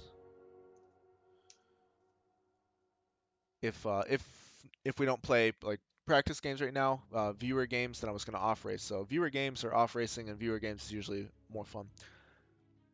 I remember I beat you 1. My personal career highlight. Richie, turn the mic over to you for comment.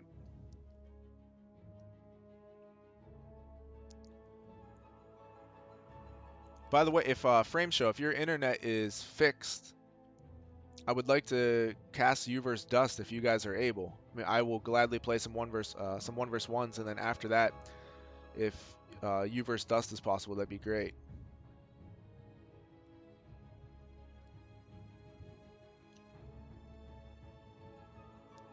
Is the stream buffering for anyone else?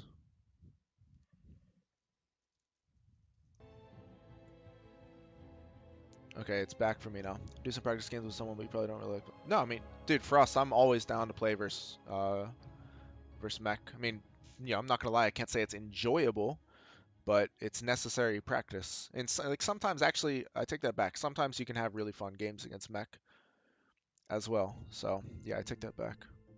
But yeah, we can get a viewer game session going for anyone who wants to join. Okay, so it must have just been my laptop or something.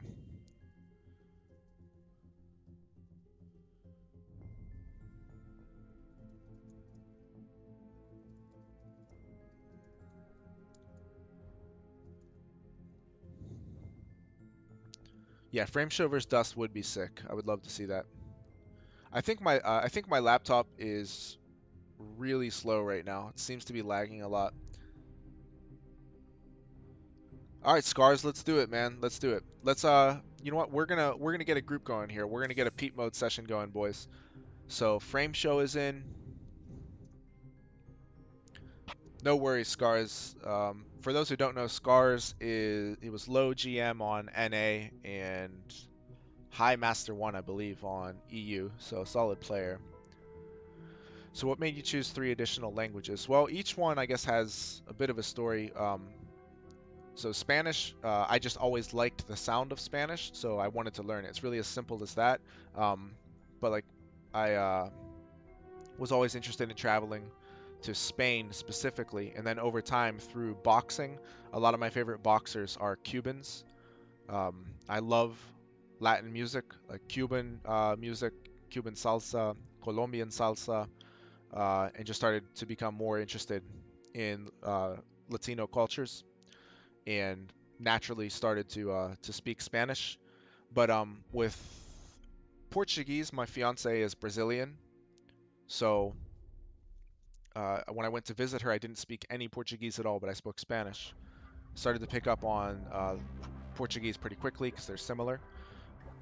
And some of her family don't speak any English at all, so I had to learn. So I ended up learning Portuguese to speak with them. I've been to Brazil 5 times now, so every time I go there, obviously, I have to speak a lot of Portuguese.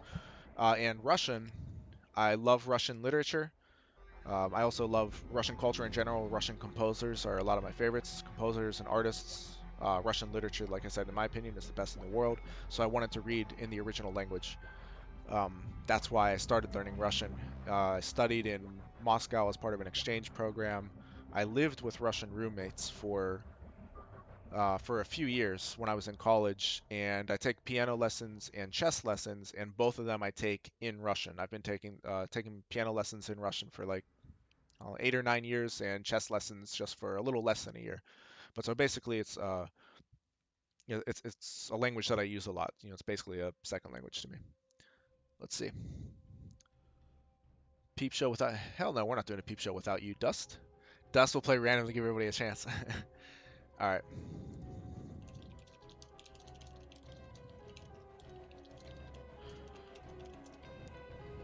All right, guys. All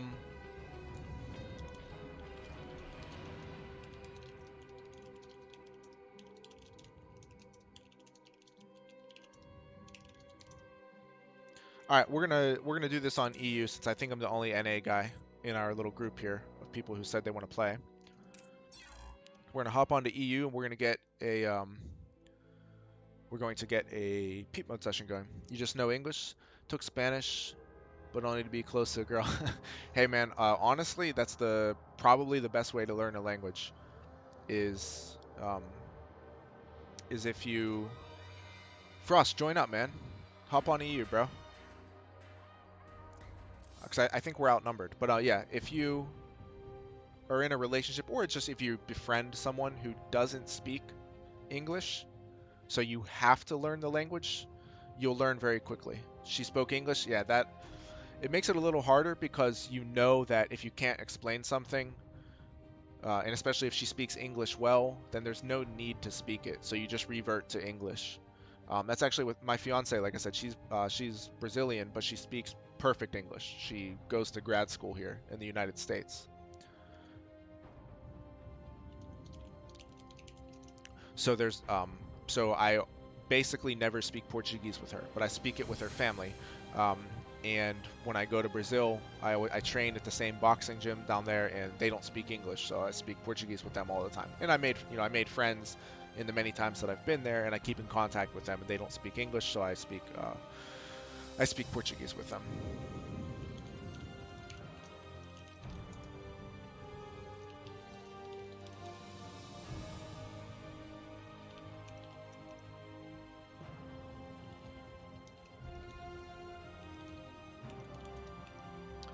All right, give me 1 second here. I'm going to host up this game, then I'm going to take a look at chat again. All right, peep mode. I'm going to try to choose a relatively neutral map. All right, peep mode, I guess 16-bit should be fine.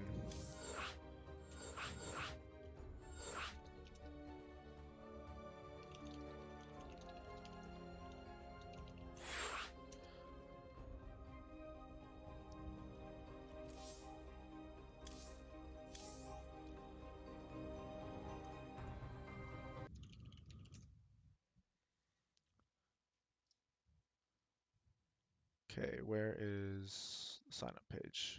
All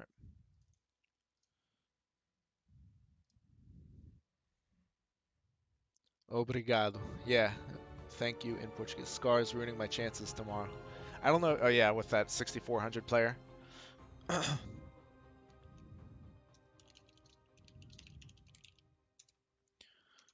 But let me see if I'll get that Discord link. Go to the Reddit page. Sorry guys, I just have to take care of this tournament stuff here.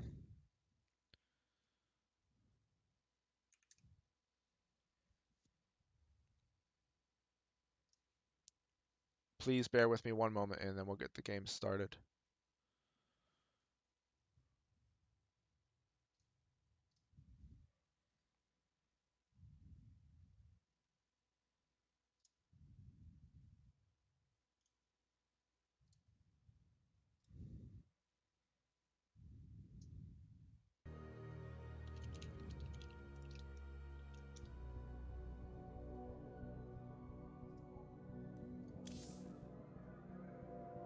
By the way, Richie, do you want to join us too?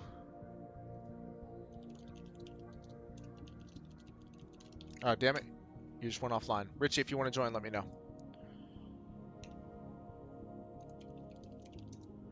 Okay, and let me get his name again. That was Inzane.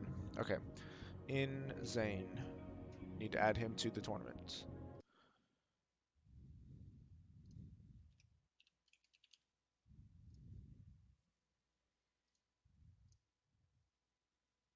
Great. Okay, so that should do it. Let's get these games started.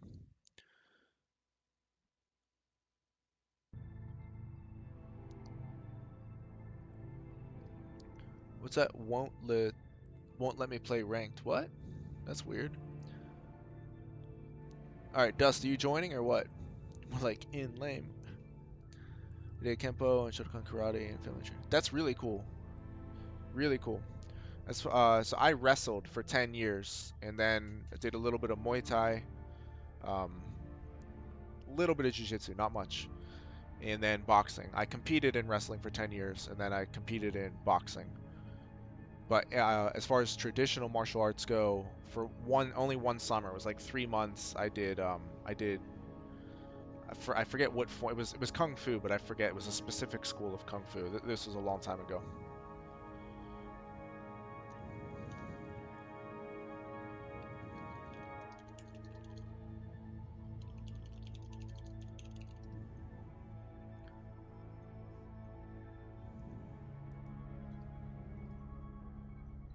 Okay, so we've got 4 in here. Dust, did you say you want to play or no?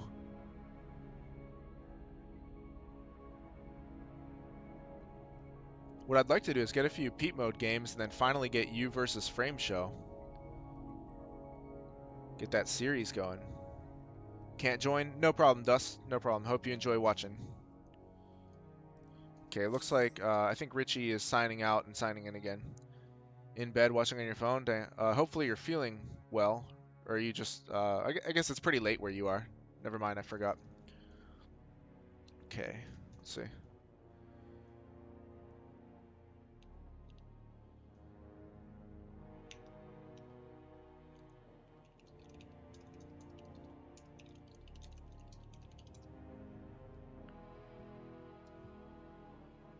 Frame Show's scared of Dust, I heard. Did you hear that from Dust out of curiosity?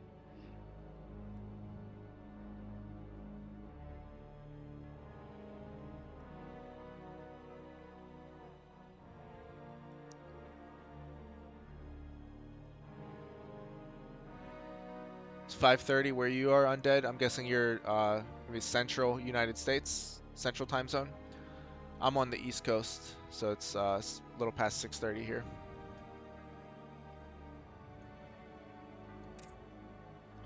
Can we play with Frame Show tomorrow after tournament or perhaps Sunday? Yeah, I'd be down. Actually, now that I think about it, tomorrow, it depends on how late the tournament goes. After the tournament, I'm going to be going to Brogue's house to watch the UFC event. But Sunday, depending on how many signups we get for the tournament, it might just be a one-day tournament tomorrow, and Sunday I would be free, so I would be able to do it on Sunday. Tomorrow actually seems unlikely.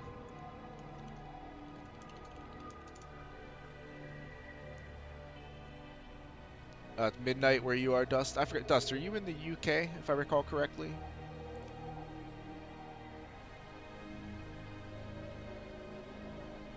Oh, okay, Missouri, got it. Let's do it. Let's get into the game here. Got 3 Terrans and a lonely Zerg.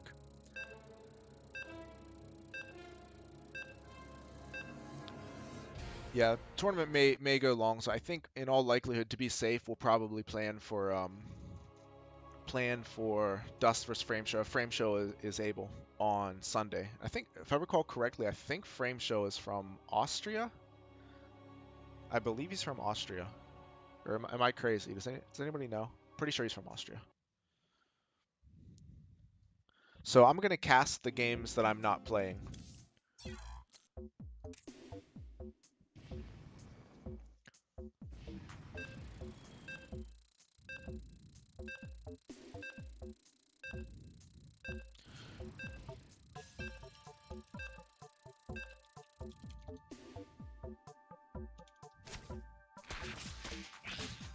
All right, here we go. Gamer Richie versus Scars in a ZVZ. You guys are gonna see my extensive ZVZ knowledge. Let's see. Austria's 1 hour ago. Okay, he is Austria. All right, so I'm right. All right, let's do it here. All right, should I bet on Richie's off race or should I bet on Scars, who has not played in 2 months, but playing his main race? Scars is low NAGM. I know that Richie's Zerg has been as high as, I think he said, rank 170 EUGM, so it's no joke. I've played against it a few times. I think maybe 3 games. I think I managed to win 1 of them. The other 2 I lost, obviously. Anyway, I didn't place the bet, but if I had to guess, I would say I'm gonna put my money on Richie just because Scars hasn't played in a couple of months. But here we go. We've got a hatch first from both players. Well, before I do that, let's get into the introductions. In the bottom left-hand corner of the map, it is the blue Zerg, Scars. His opponent in the top right, bringing out his Zerg today and wearing the red trunks, it is Gamer Richie. Both of these guys stream, by the way. I don't think they're streaming now, but maybe Richie is. I didn't check. But definitely feel free to check them out. Scars, I think his is Scars_SC2, and Richie's is Gamer Richie. So identical builds thus far, if I'm not mistaken. I'm kind of lost without the default UI. It's the only issue I have with Peep mode, aside from the fact that it doesn't parse the replays individually. You just get one huge replay of all the games played in the session. But besides that, the only problem I have is the UI. It's a little difficult to manage. The hotkeys aren't the same. If I put Blizzard Observer UI, it's not exactly the same. Like Control R, for example, doesn't show me units killed, it shows me resources. So things like that are a little bit irritating. But anyway, besides that, it's pretty cool. Pretty cool feature. So yeah, identical builds so far. Only difference being that Scars is taking a forward natural, Richie has taken the safer pocket natural. Could come into play later if there's any kind of timing attack designed to hit a third base. Could come into play. Also could allow Scars to be more aggressive here. In fact, he's throwing down a Baneling Nest right now. We'll see how he wants to use it. He's making Lings, whereas Richie is making drones. Richie will have a Baneling Nest up in case he wants to make defensive Banes, which I'm assuming would be the case, since again he is making drones with it. He has a couple of drones more than Scars, nothing too significant, but we'll see if he wants to continue down that path. Seems to be the case so far. Scars is continuing to make Lings. Richie's kind of squeezing in drones wherever he can get them. Scars may end up losing this Overlord, which definitely would be annoying. You never want to sacrifice 100 minerals this early in your build, especially if it's going to supply block you. It's 1 hit short of being taken out. I know Scars just breathed a sigh of relief there. He's morphing in Banelings outside of the third base of Richie. And so this is actually what I was talking about. if we have any kind of timing attack, not that I think this is like an all-in or a very dedicated attack, but with Ling Bane versus Ling Bane, I mean, you are always on edge. First Baneling goes off, isn't a great detonation. Banelings of Gamer Richie are going to run into it. I believe it was 2 for 4 there in favor of Gamer Richie. Third base of Scars, by the way, is being taken at the pocket. Expansion. Good job here, very good job by Gamer Richie.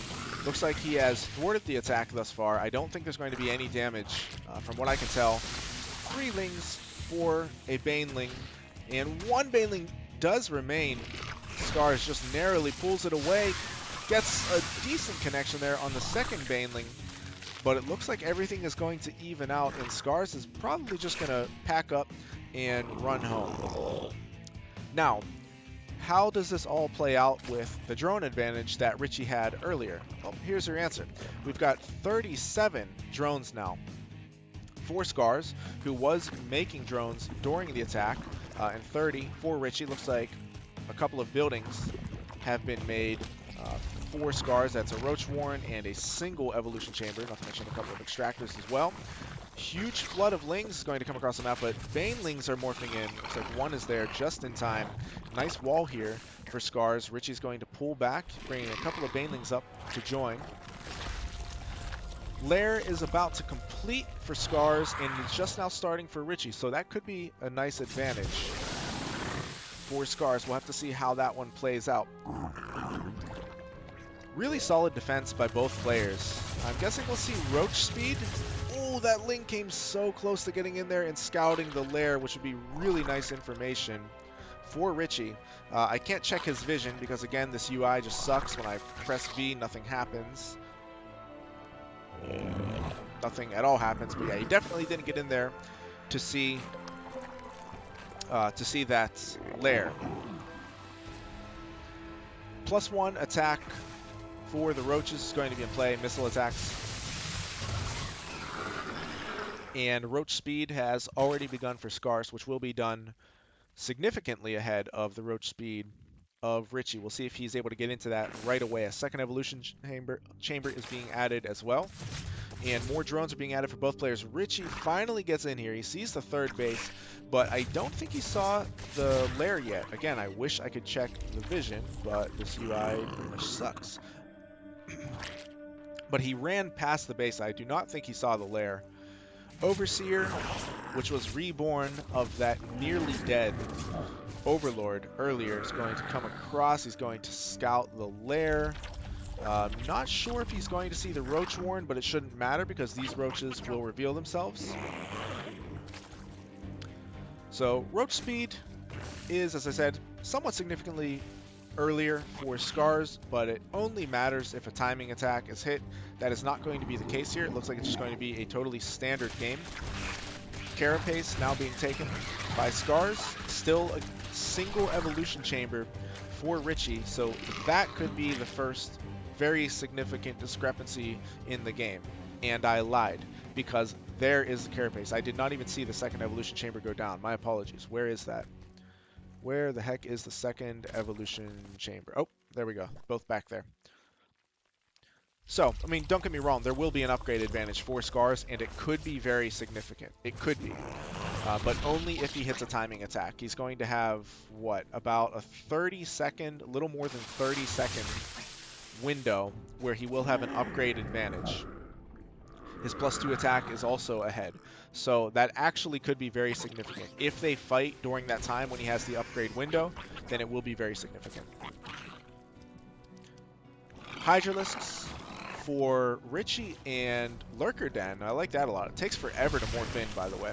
But, so, looks like it's going to be Roach Hydra versus Roach Hydra, but the addition of Lurker Tech can be a key element in any fight that you see. You know what, though? Now that I'm looking at it, I don't even think we have any Hydras for Scars. It's pretty much going to be Roach Lurker.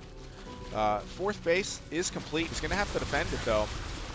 Biles are able to zone away the army of Richie, who is taking a fourth of his own, slightly behind, but it's not going to matter if he's able to take this out somehow. Yeah, so no Hydras for Scars, who's getting off some really nice biles, it looks like he's gaining the upper hand. And what did I tell you, actually? It came to fruition. They fought during the upgrade advantage, and that certainly played a role in the win there for Scars. He's able to push back that force. He's enjoying a really nice supply lead, and he's going to be going into superior tech. That's actually a tech that Richie is getting as well, but he's going to be getting into it late. So we should be seeing the first Hydras pretty soon when that Lurker Den finishes. Richie does have Defender's advantage, but I don't think he has the numbers, and he's going to be going up against another upgrade disadvantage when +2 attack finishes here for Scars. There is no +2 attack on the way for Richie, who has to fight with his queens. First Hydras are being added now for Scars, who is reinforcing with his Roaches. The Hydras, of course, are just going to be used for Lurkers, which will do a fantastic job of locking down this position and keeping Richie away from his fort, if it even gets that far. With this upgrade advantage and the numbers advantage in favor of Scars, I don't know if Richie is going to be able to survive that long. He's forced to pull drones, which is the last thing Zerg ever wants to do, but desperate times call for desperate measures, right? Vials land, a couple on the Roaches of Scars, and a few on the Ravagers of Richie. This is a very, very close fight. I'm actually really impressed that Richie has even been able to hang on this long with such a disadvantage. GG is called. Well played. Really good game. Thought Richie was Terran. Yeah, Richie is Terran. He's off racing right now. EU GM better than NA GM. That is true. That is true.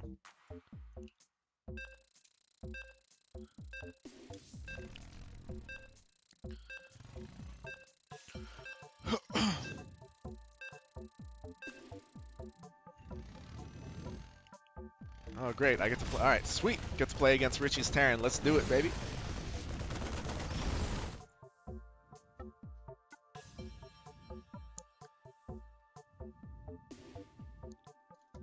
Huh?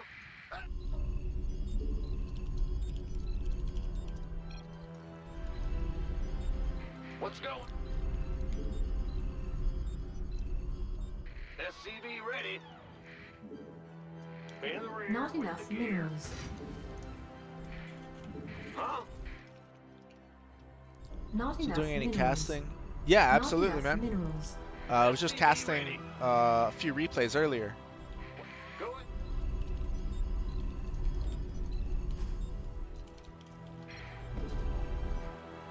Shoot, this gas is Additional late, so that's supply not good. depots required. Bad news. Not enough minerals. Late gas is not good. Not enough minerals. SCV ready. Huh? You're playing against a GM who I'm pretty sure he's been in like the top 50, something ridiculous on EU. SCV ready. You can't afford any mistakes, no matter how seemingly minor they are. What's going? SCV ready. Scared me. Go. Ben. What's? But I do have a few things in mind from what Richie has taught me in our coaching sessions SCV before. ready here. Hopefully I can put them to use.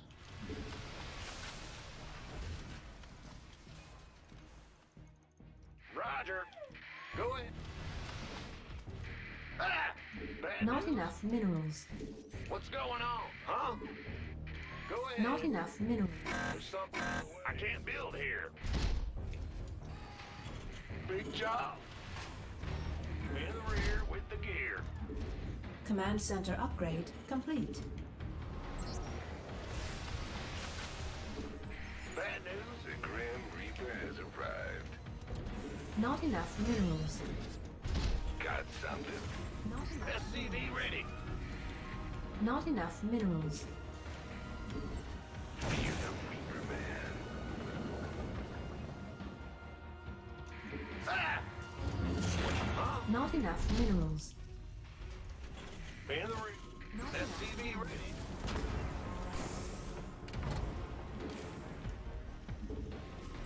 Death from above. What's going on?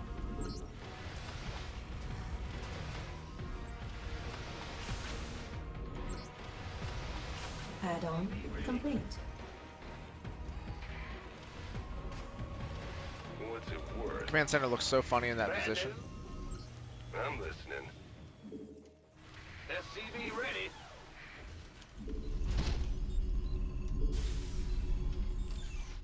This better be good. I've been waiting on you. SCV ready. You gonna get by the been waiting. You gonna this better be good. SCV ready. Huh? Our SCV not enough minerals. Armed and ready. SCV ready. Not enough minerals. Right. Go ahead. What's been waiting? Who wants some? SCV ready. In the rear with the gear. Go ahead. This better be armed and Not enough minerals. Systems go. Cyclone ready for action. big job. Ah, there's the negatory. It's blocked. SCV ready. Not enough minerals. Bad news. Not enough minerals. Huh? Not enough. SCV ready. Move it. Optics online. Let's go. Not enough minerals. Ah! SCV Additional supply depots required. in the rear. What? Additional supply depots. Not enough minerals. Our SCVs not enough minerals. Under attack. Systems go. Cyclone ready for action. This ought to be good. Sure. SCV. Additional supply depots required. Bad news. What's going on? Come.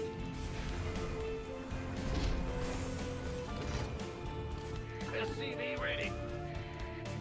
Gonna target it. Who wants you? Optics. SCV ready. SCV. Systems go. Cyclone. Add-on complete. Go ahead. SCV ready. SCV ready.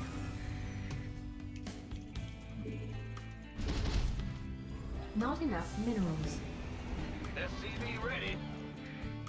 You want a piece of SCV ready. Not enough minerals. This. You got coordinates? Not enough minerals. Not enough. Add-on complete. Show me who you suck. Channel. SCV ready.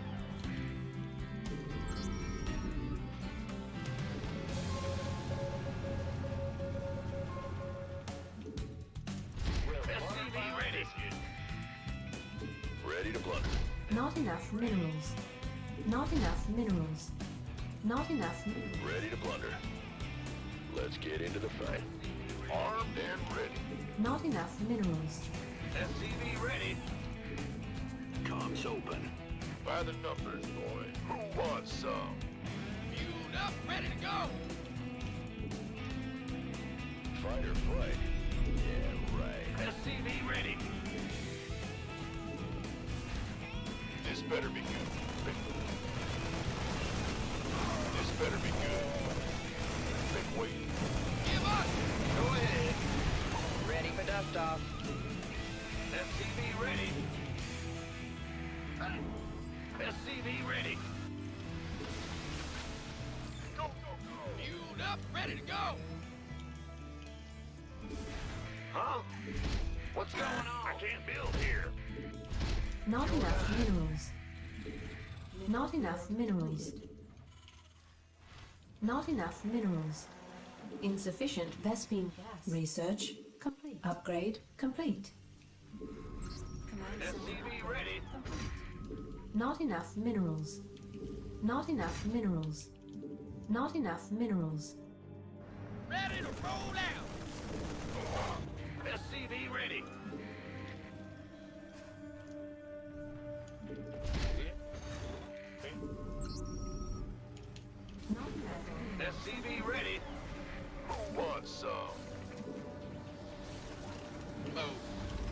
Not enough minerals.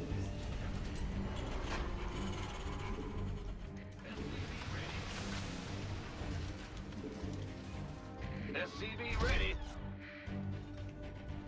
Armed and ready. SCV ready. Insufficient Vespine gas. Taking some fire here. Fueled up, ready to go. SCV ready. Ready to plunder. Transformation. Lay it on. Go ahead. Enemy Insufficient Vespine gas. SCV. Additional supply depots required. I can't build. Insufficient Vespine gas. This better be good. Not enough minerals.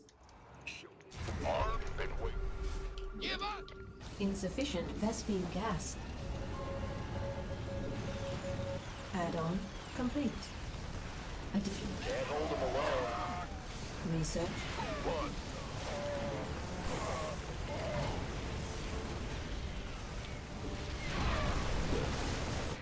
Gangway.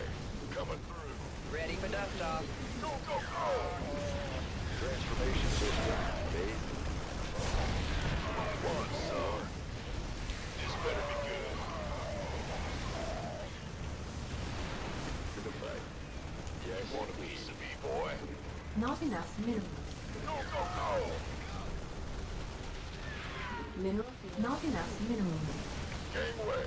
Coming through. Transformation systems prime. Who wants some? Base is under attack.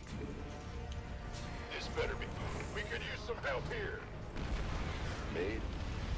Can't hold them alone. You want a piece of me, boy? Where? What's going on? You gonna give me orders? Up, ready to go. Gangway, coming through. Mineral field depleted. You want a piece of me, boy? Unacceptable. Go, go, go! Huh? By the numbers, boys. Big weight wants some. Armed and ready. Upgrade complete. This better be good. Gangway, coming through. Ready to roll. Our SCVs are under attack. GG. Go, go. Base is under attack. Want some. Add-on complete.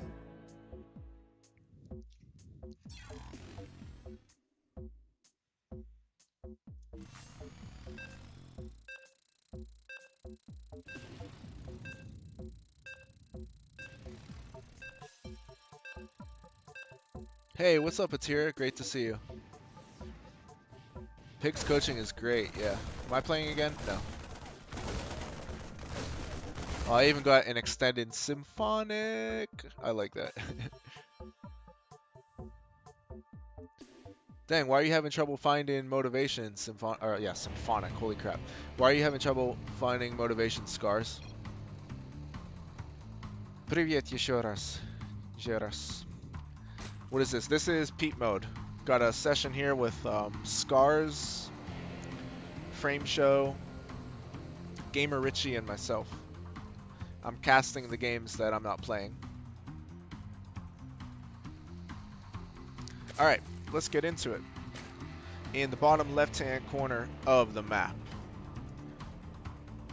it is the red Zerg, Scars. His opponent, in the top right, it's the blue Terran, Prime, better known as Frame Show. Yeah, Frame Show is back in business when Dust is unable to play, so it wasn't fate for them to play today. But this should actually be a pretty good match here. I mean, honestly, pretty, relatively even, with Scars being inactive for the past 2 months. Scars is low Grandmaster on NA, and I want to say he's his highest was, I think, 5400 MMR on EU, so that's Master 1, High Master 1, I believe. Big job. High Master 1 on EU. He was low GM on What's NA. going on? But being away for 2 months, you can expect he's a little bit rusty. Frame show, of course, is, I think he's sitting at 4850 the last time I heard. So solid Master 2 on EU. My highest account right now on NA is 4911, I think. So we're all like, we're all in the same range. And then there's Gamer Richie. So then there's Gamer Richie, who's like, you know, top what? I don't know what he is at this moment, but he's been up around top 50 EU GM. So Gamer Richie is a little above us. Said it's bedtime, so I say goodnight. I'm bed watching Symphony. It sounds cozy, yeah. Under the Covers with Symphonic. I think that's going to be the title of my stream next Friday. What do you think? That can't be misinterpreted, right? All right. Anyway, for frame show, we've got the 2-1-1, which is what I love to see. It's my favorite build, even if I don't think it's a great build anymore. It's still standard. ECV, yeah, yeah. Scars is in the ECV clan. He used to be in my clan, but he left us for ECV because obviously ECV is better. And my clan doesn't even have StarCraft 2 anymore. So, at any rate, oh, this is a bit of a painful oversight here. Scars is just, yeah, he just lost his Overlord seemingly for nothing, and that will supply block him. Frameshow is also able to get a creep tumor pick off, so things are going really well for him. He did scout the third base too, if I'm not mistaken. What's it worth? What is up? Fantastic Facial. What a name. And I'm going to choose to believe that you're referencing the type of facial that involves like a seaweed wrap or some type of moisturizer, right? Anyway. Skill gap is a myth. I agree with that, except when it comes to Grandmaster. Grandmaster, at least at the higher level.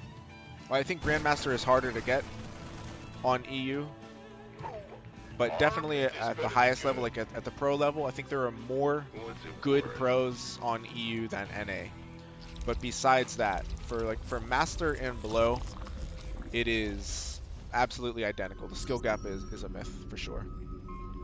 As you're new to the stream, but as I've told people have heard me say many times, the regular viewers, first time I ever got Master, it was on EU. I got it on EU before NA, and I've taken a few breaks from the game for a few months each, and every time when I come back, I always get Master on EU first. So I don't think it's that EU is easier, but I do think, at least from my experience anyway, I'm able to play more macro games on EU. And so I just tend to do a little bit better on EU. With that being said, the highest MMR I ever got was on NA. It was 5023. And on EU, the highest MMR I ever got was like 4980. I was 4980 something. So, you know, pretty much the same for the most part. So yeah, I think the skill gap for Master League and below is a myth. EU is definitely not harder at that level. But as you go up higher, I do think it's harder to get GM on EU, I think.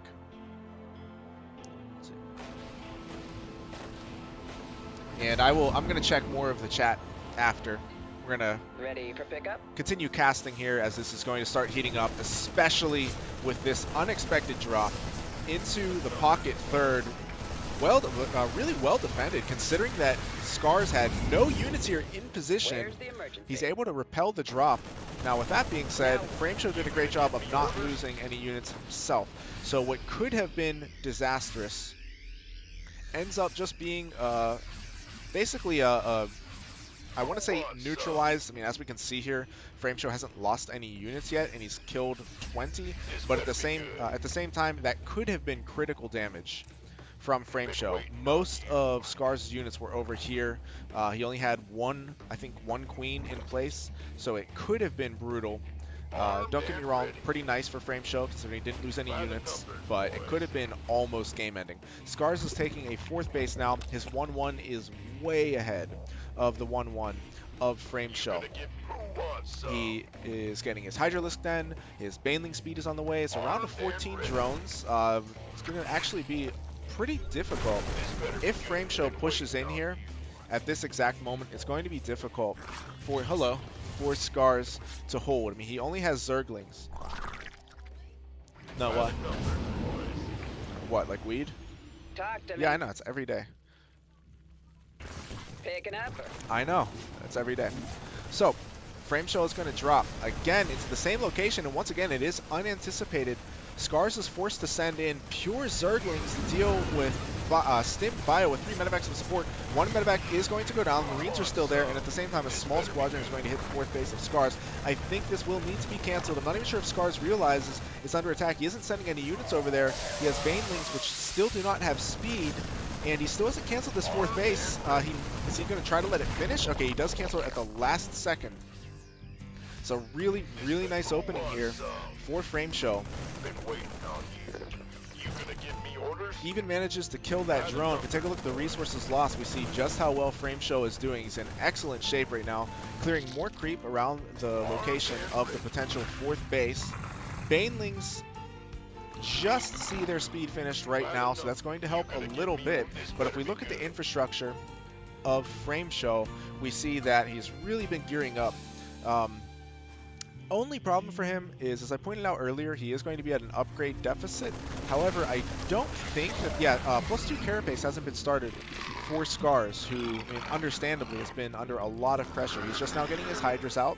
He's actually double expanding, which tends to be a good move. You know, obviously, if both of them get picked off, that just sucks. But at the same time, he is behind. So he has to take some type of risk, and if he can manage to get at least one of these bases up and mine from it, he should be able to continue in the game. 2-2 has still not started for Frameshow, so once again, he will be at an upgrade disadvantage. However, he has a nice supply advantage. If he wants to push out and try to attack either of these bases, I'm betting he could probably take out at least one of them. Very nice. Yeah. You gonna give me orders? Thanks. I'm kidding.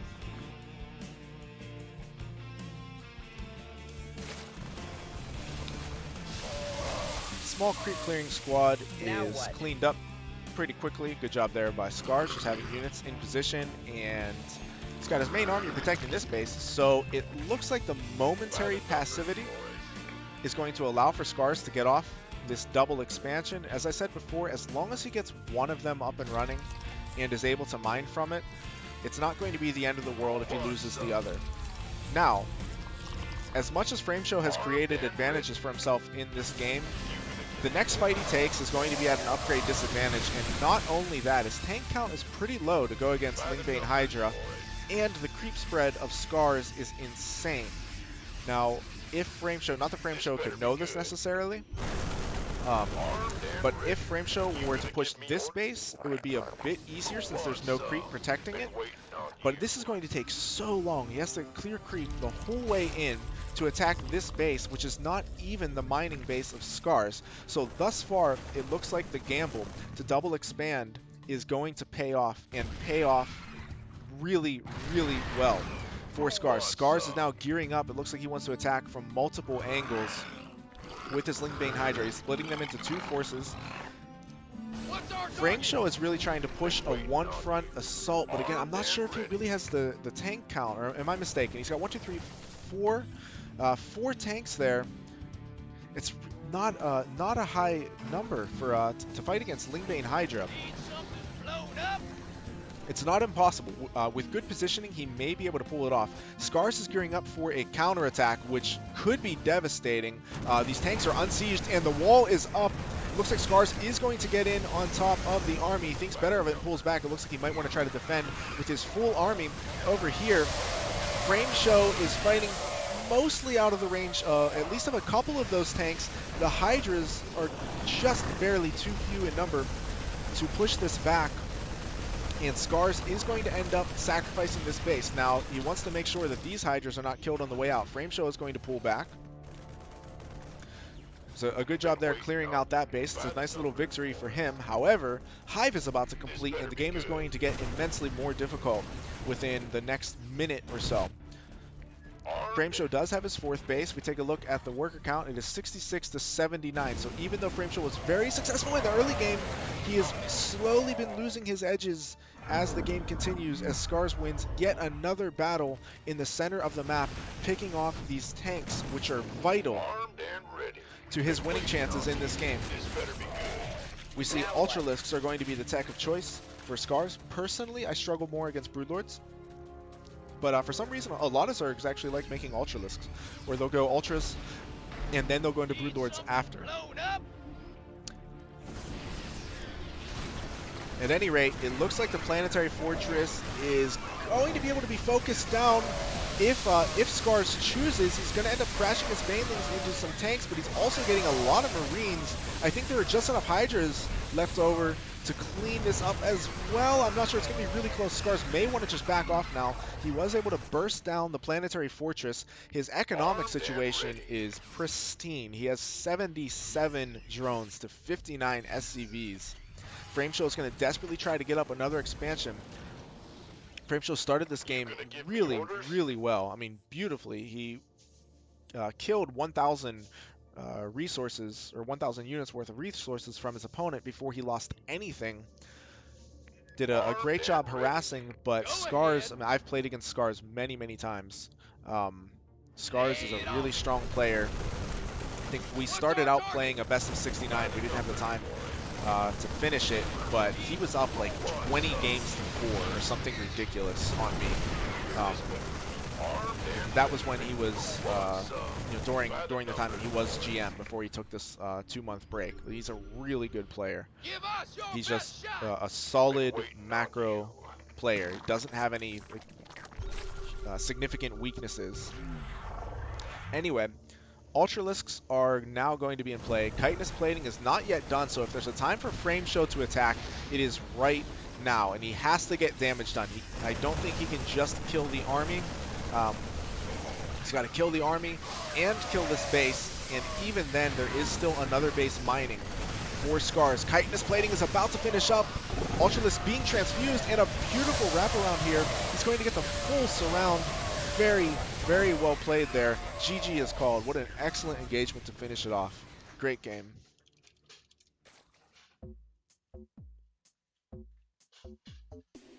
Сколько у тебя времени? Сейчас у нас, да не знаю, сейчас я посмотрю. Сейчас у нас 7:15 вечером, конечно.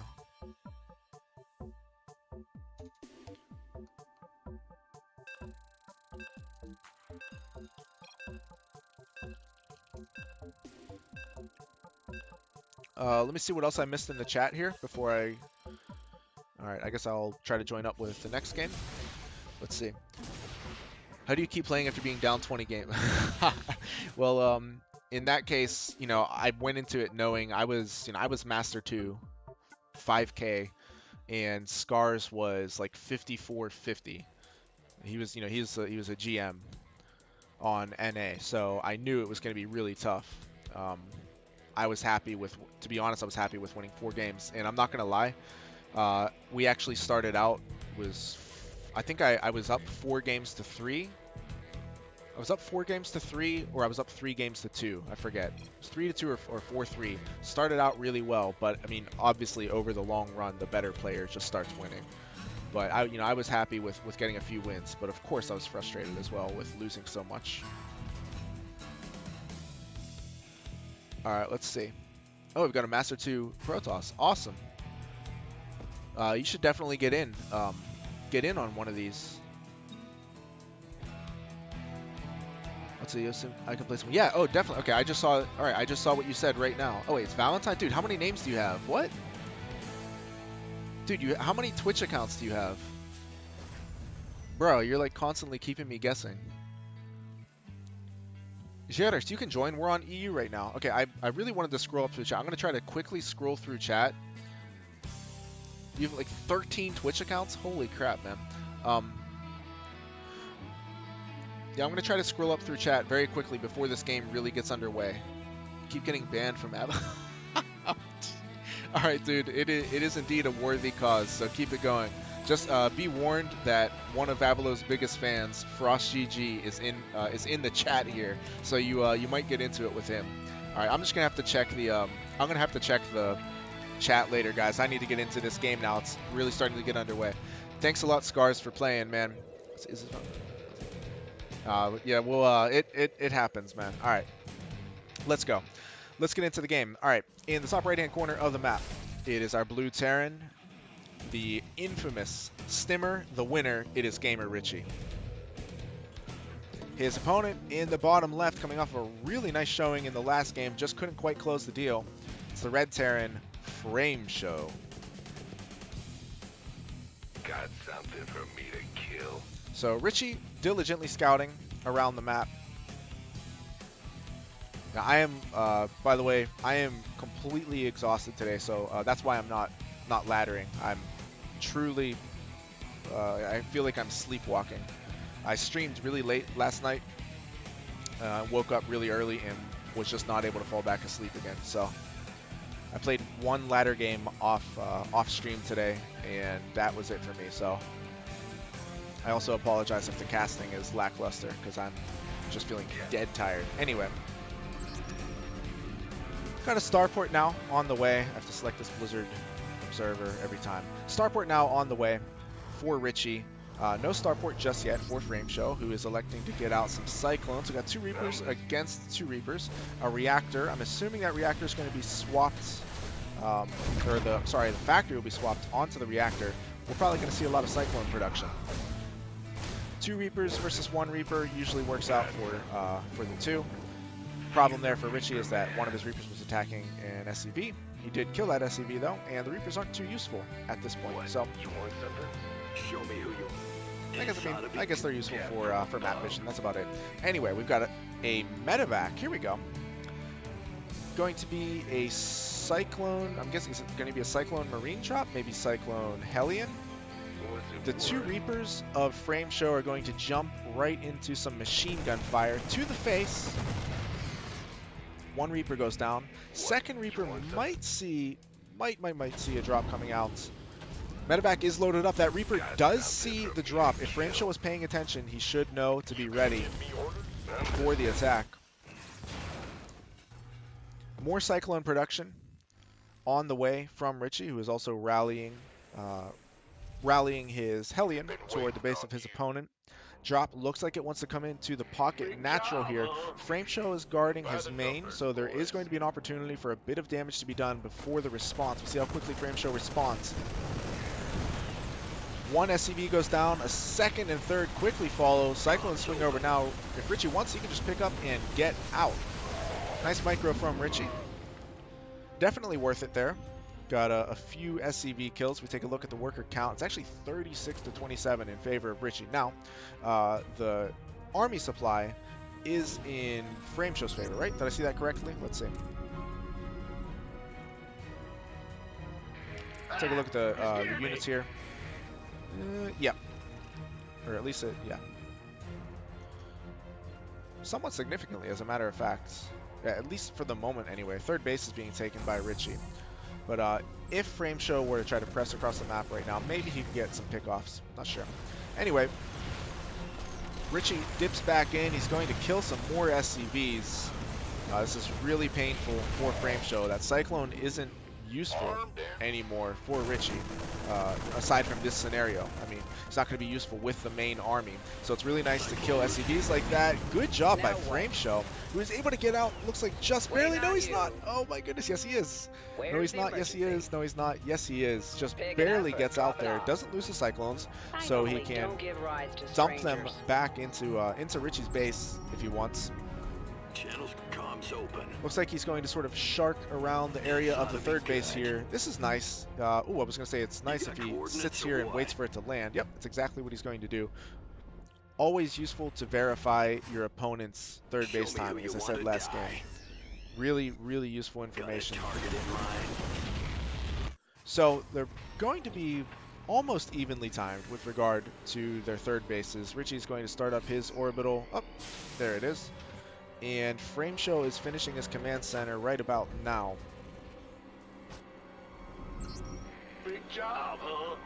We take a look at the units once again. It's 49 workers to 36 in Richie's favor. That is a very, very significant lead. So if Frame Show is not able to cause some more damage, I fear he might just end up getting overrun in the longer game. Nice job there by Richie. Quickly responds. Frame Show has to be careful not to lose that medevac Where's the emergency? to the turret. Just barely gets out. Richie getting map vision. Continuing like the macro machine that he is. And the worker lead is just, I keep coming back to this, but I can't emphasize how important this is in a mirror matchup with a 15 worker lead. It really puts the onus on Frame Show to get a lot of damage done. Now, Frame Show is behind with his stim. His combat shields, from what I can tell, are going to be ahead. Nope, Richie actually got combat shields first, so I take that back. But so his combat shields and stim are pretty far behind. 1-1 is complete for Richie, and just +1 attack for Frame Show. Yeah, so it looks like he has not gotten his second eBay. As far as I know, he has gotten it. He just has not researched +1 armor, so that hurts. I think he just forgot it, because he is getting an armory. But yeah, I think he just forgot to get his +1 armor. So a lot of little edges are accumulating for Richie. He's got the upgrade advantage, which is actually quite significant.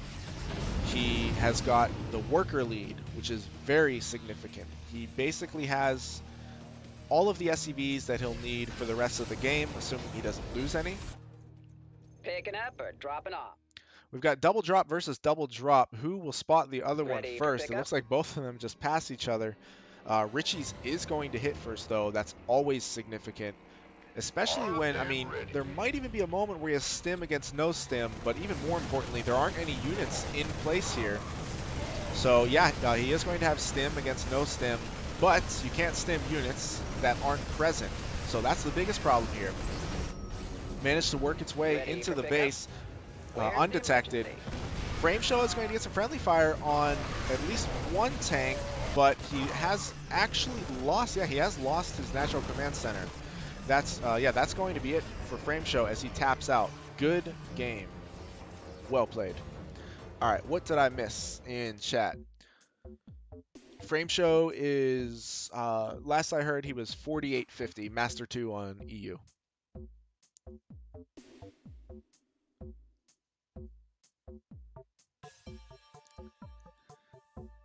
EU too hard for us NA boys. Gamer Richie's real name is Richie Stimerson. Wait, so Val, do you want in? Val, if you want in, let me know now.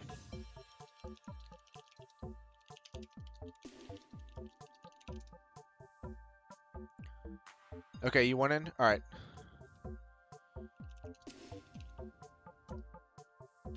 So we're gonna get Val in here. Val, I'm actually not even sure if we are friends on EU, so you might need to add me. Oh, Zox, this is my friend I met through BMing. Oh, and wait, Val, are you Method Man on EU? Okay, let's host this up again. We can mix up the map too. We'll go Catalyst. We just played a bunch on... Shoot, on... I'm so freaking tired I can't think. On 16-bit. We can do Catalyst or Acid Plant. I guess Acid Plant is probably a bit Terran favored, so Catalyst seems to be pretty neutral. So we'll do Catalyst.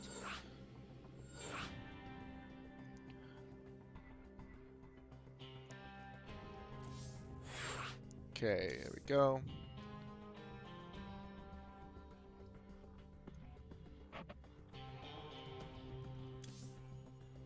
Get Richie in there, Frame Show. Abyssal Reef was a very good map, I agree. Very good map. Alright, what did I miss in the chat, boys?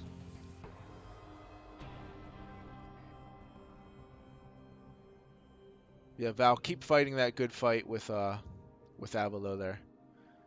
Alright, how do you keep playing? Oh, okay, I think I already saw that. I'm American, I fear no one. I love that.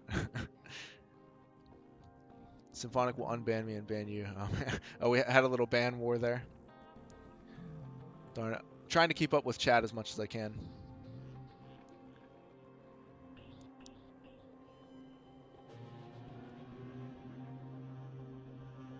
Is this a 1-1 push from Prime? I'm guessing that was, sorry to respond so late.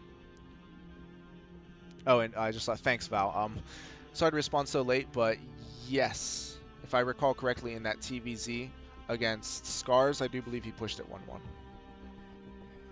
All right.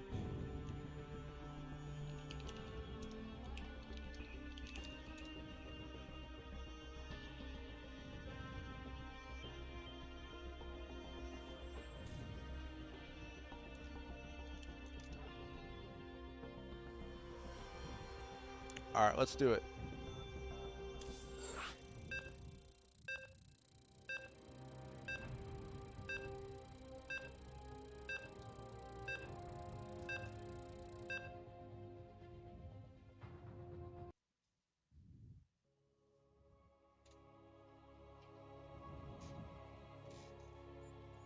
I would actually really like to see Frame Show against Valentine. I think that would be a good competitive match. I haven't seen Frame Show play a TVP in a long time. I think since he played Cosmic Cow, who he stops by the stream every now and then. It's been a while since he's been here though. But they had a crazy game on Abyssal Reef actually. One of the craziest games you'll ever see. It was on Abyssal Reef. It's actually on my YouTube. It's from probably like 6 months ago or so. Ended up in a base trade.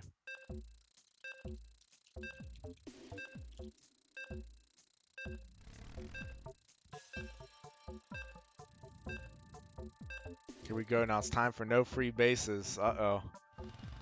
Spoken like a man.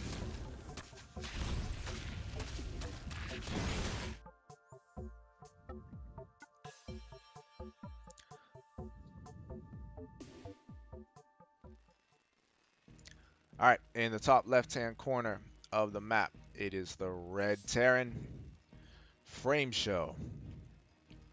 His opponent, going back to the Dirty Zerg race in the blue trunks, Gamer Richie. Huh?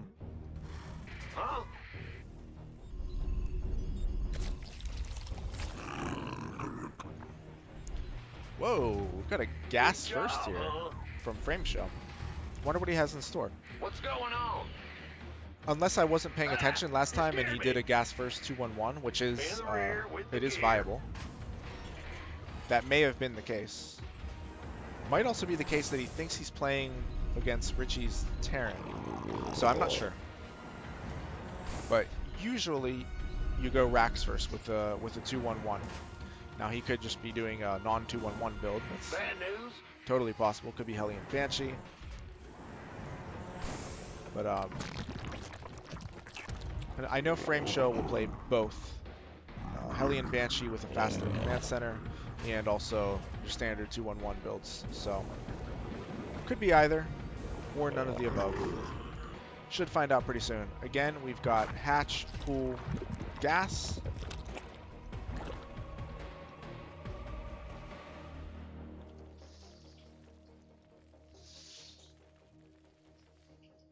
Go ahead. Is Prime? Yeah, Prime is Frame Show. No, and what's up, Sunshine? How you doing? It is not Optimus Prime. No, he is Frame Show in the Twitch chat. He's a Master 2 EU Master 2 Terran.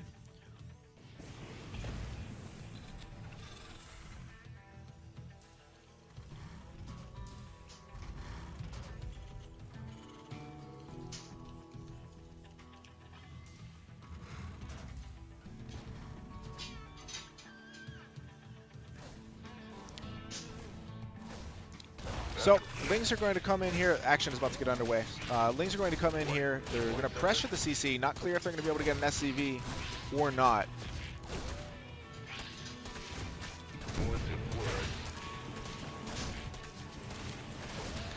They do get the SCV. There's going to be a significant delay, and it does look like Frameshow is going for what's most likely going to be Hellion Banshee. Wants to get that command center restarted immediately, especially considering a third base is in play for Richie.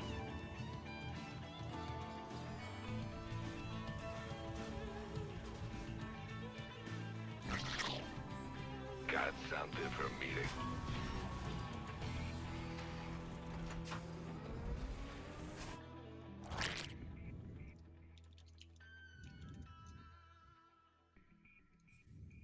Are you ready for this?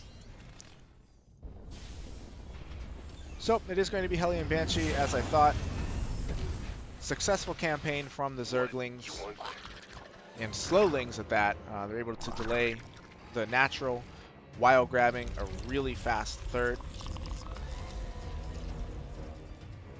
So that is all you can hope for and more with that opener. Frameshow is going to be out for blood now, sending out this what is usually a creep clearing squad of 4 Hellions and 1 Reaper.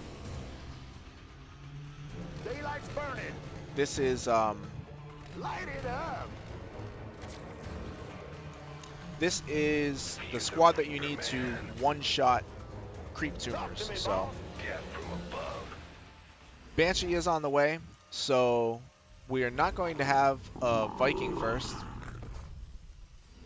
Sometimes you'll see a Viking to clear Overlords, and then you go into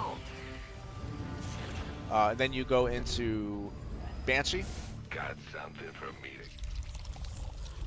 But in this case, Frameshow is going to go straight for the Banshee.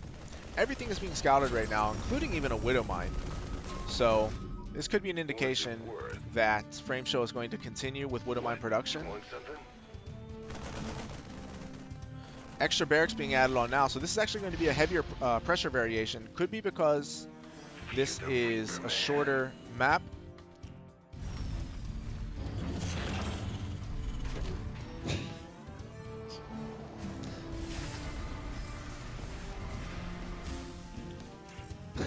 Alright.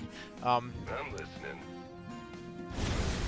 Got something for me. Yeah, exactly. Alright, I hope you guys enjoy that chat. What? You want something? At any rate, some creep is cleared, and we are going into Widow Mines, but the problem here, I was just about to say, the problem is roaches are in play. So you definitely need tanks for that. Frameshow has already preempted that. He's producing tanks. I'm wondering if he wants to go for one of these timing attacks with 2 tanks right here. You put 2 tanks in the medevacs. Usually you'll have like a third medevac with your bio. You get as much bio as you can. Drop the 2 tanks here, and you just zone control all of this between the bases. All of this area. Hit a lot of reinforcements as they come. We'll see if that's what Frameshow has in store for the follow-up. For right now, though, he does have a Raven heading out. He's getting a reactor on the starport. His tank count, I believe, is just at 1. Yeah, so just at 1 at the moment. Is not yet producing a second tank. So if he does want to go for an attack like that, it's still going to be a little ways off. 1-1 is on the way from Richie. I think Frameshow has forgotten his +1 armor. No, okay, this time he is actually only on a single engineering bay. Auto turret is cast. Okay, a momentary lag spike there. That's not good. Auto turret is cast. I don't think the Raven did much. I think he got 2 drone kills. I mean, not bad for pure energy. Where's the hot action? Worth a look on his physical. All right, I'm gonna have to read the chat after. I'm trying to keep tabs, but I see that there's a story in chat. I will definitely read that after this game. Hellions are going to creep back in, try to clear some creep. Nothing there to be killed just yet. Rocks have already been taken down by Richie, whose 1-1 is about 3/4 of the way done now.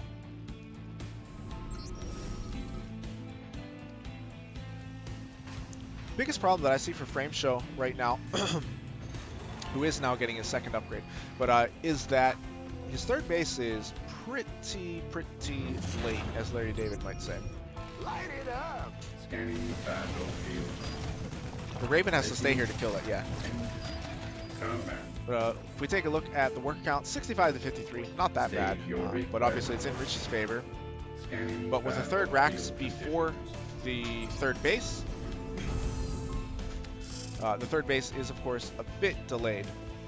Not a huge deal, but I would give a slight edge to Richie based on that. Now, I'm wondering if Frameshow went for that third racks because he was afraid of some kind of roach timing. Are you ready for this? He just wanted to be safe by pumping out a bit more bio. I'm not sure. Anyway, though, we do have an infestation pit in production as well as 2-2. So there is actually the possibility that Frameshow could be in that rare scenario where the Terran's 3-3 is behind the Zergs, and that's not a fun place. Excuse me, that is not a fun place to be.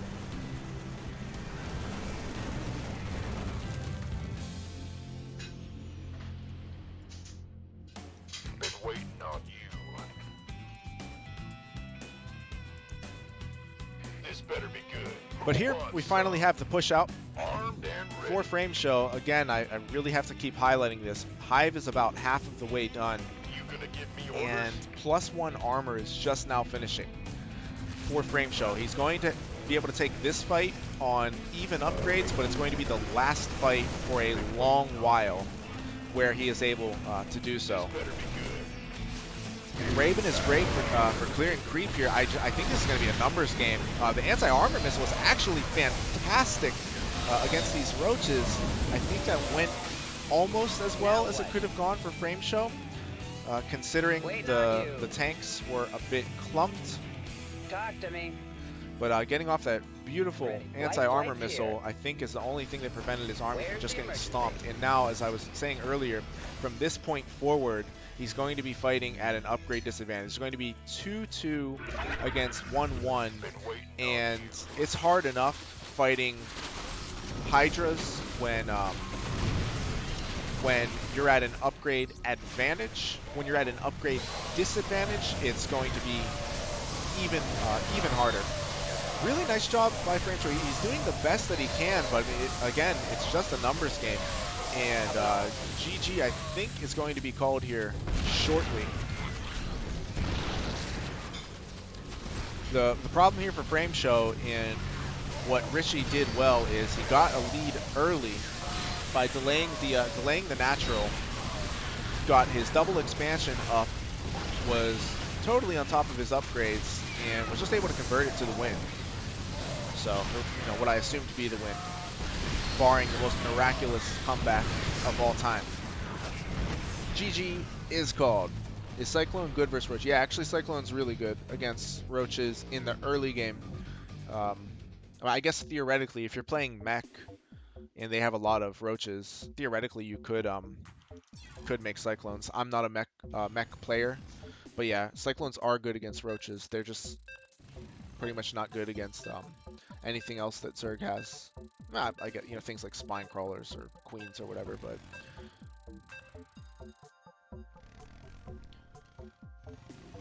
all right, let me before I do the introductions, let me scroll up through the chat and see what I missed. Too funny, I had a Facebook from Spain. My whole team traveled there and showed up at his house, so he gave it 25,000. Are you serious? Holy crap. That's crazy. So, but he just trolled you and said he would give you 25,000. You showed up and he didn't do anything.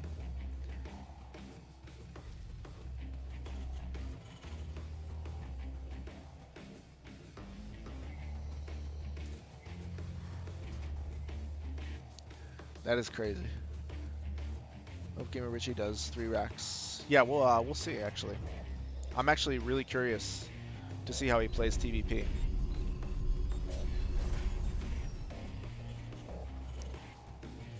All right, let's get the introductions underway. In the bottom right-hand corner of the map, it is the blue Terran, Gamer Richie. His opponent, who's already getting busy here with a proxy pylon, it's the red Protoss, Valentine.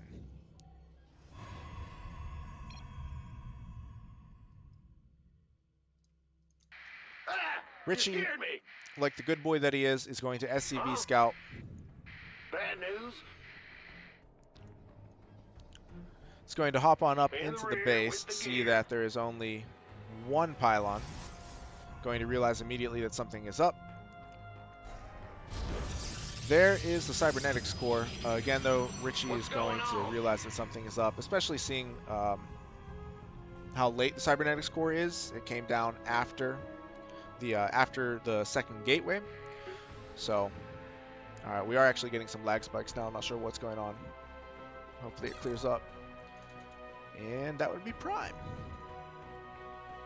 Looks like Prime or Frame Show's internet issues have returned. Let him off the hook. We were on a reunion vacation. That's really cool though. Did you have a good time? What's Richie's I actually don't know what Richie's MMR is right now. As I was saying before, I know he has been like around at least top 70. I think maybe top 50 EU GM. So he's really, really strong.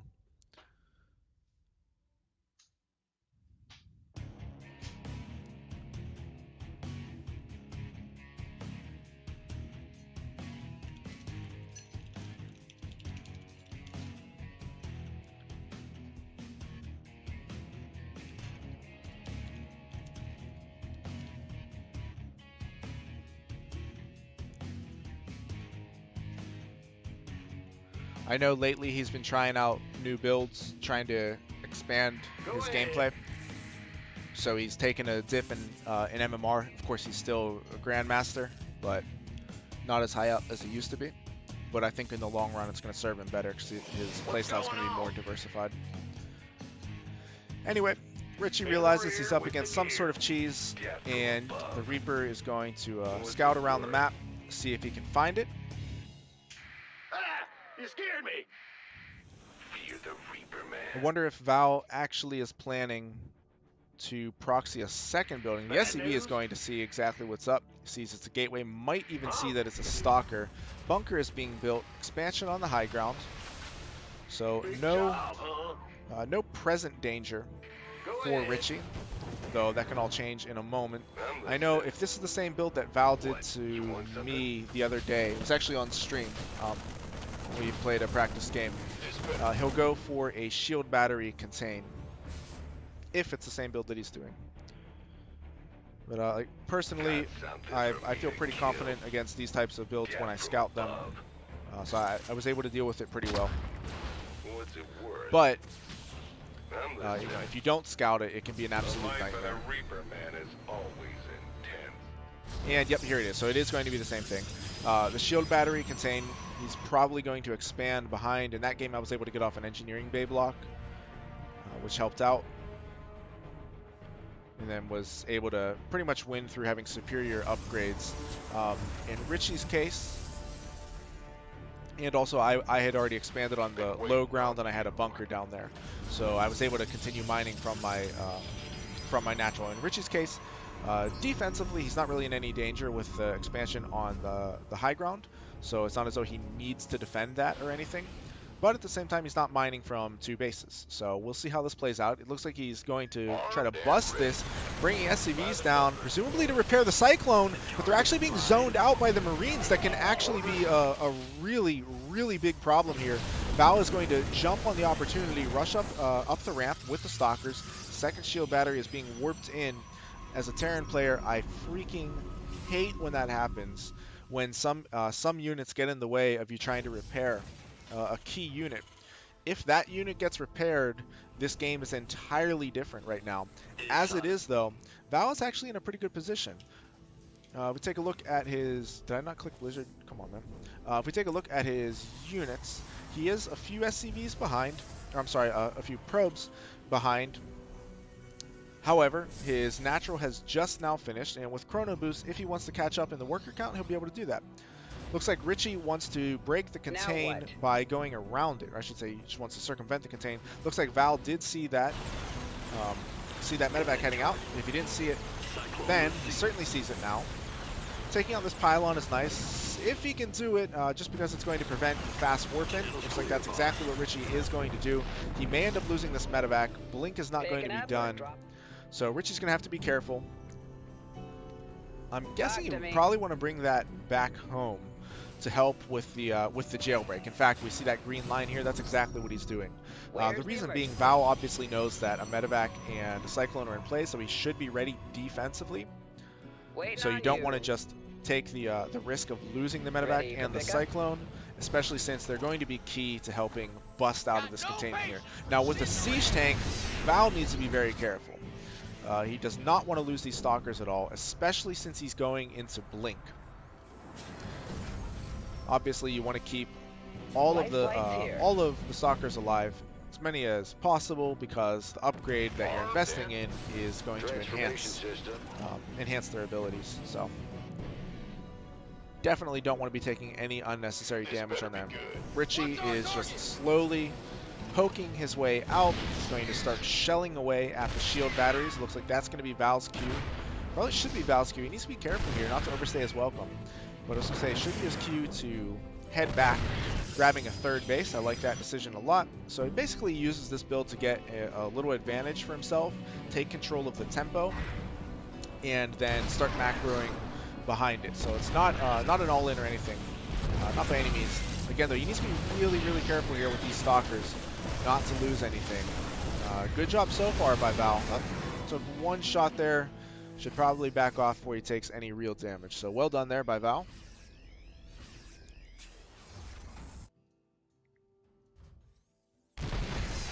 Oh no. Oh no. Don't take those shots. Don't.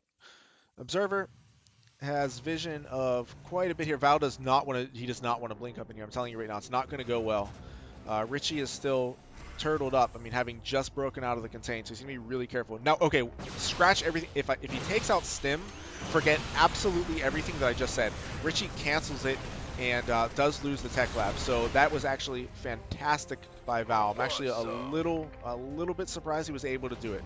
But yeah, well done by Val. I was very skeptical that would work, because Richie is here at home. He was just slightly out of position. If he sees them dive in to the base and he kills those stalkers, he's in fantastic shape.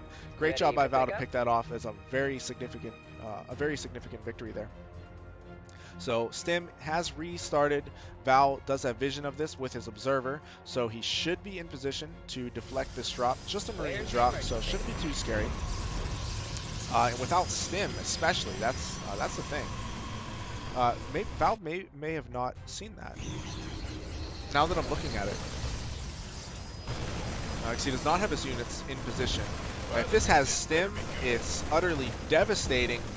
This drop is actually starting to do a lot more than it should. Val needs to clean this up quickly. Charge is revealed. That's nice information for Richie. So maybe a little more damage than Val would have liked to have sustained. But at the same time, he is able to push it away. Just barely doesn't kill that medevac. If he was able to kill that medevac, that would be a really nice boost. Anyway, the medevac is just going to park itself outside of Val's base here. Val is getting his double upgrades. Blinks away before he sustains any serious losses. I think he may have lost a stalker there. I'm not sure.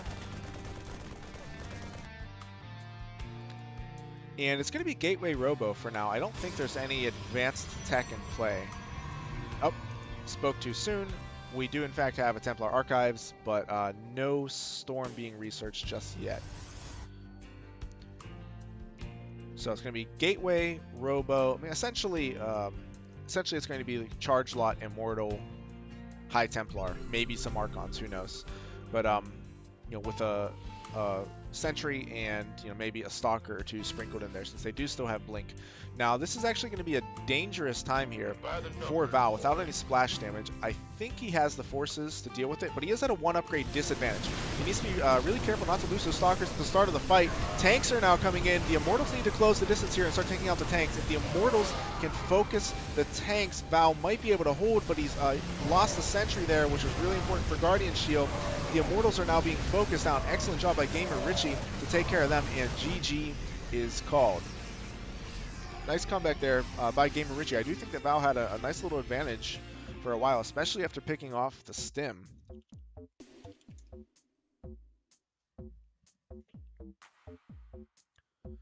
Was I trying with my old private military unit again? Just having fun, no war. Yeah, I imagine war will put a damper on things, for sure.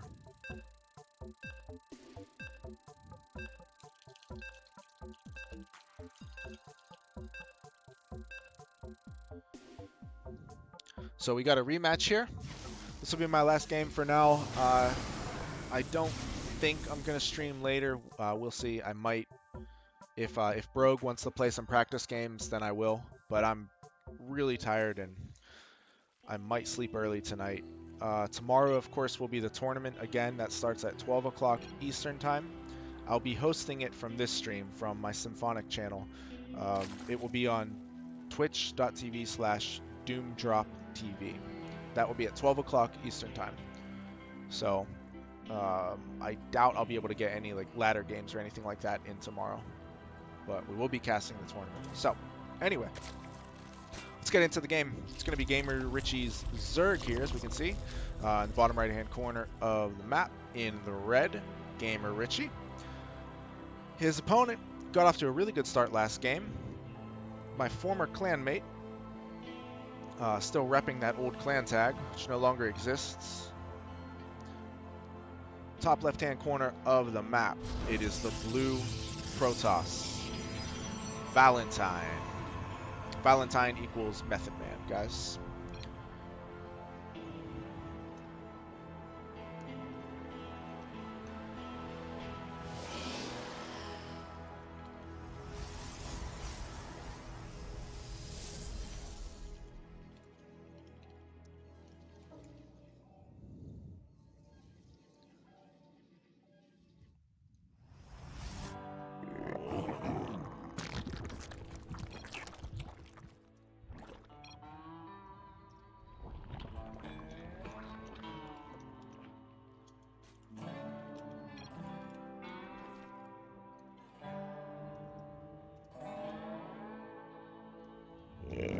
Let's see. This one, 40 soldiers showed this door. Dang, man. I'm guessing you you saw combat. Still though, I mean that's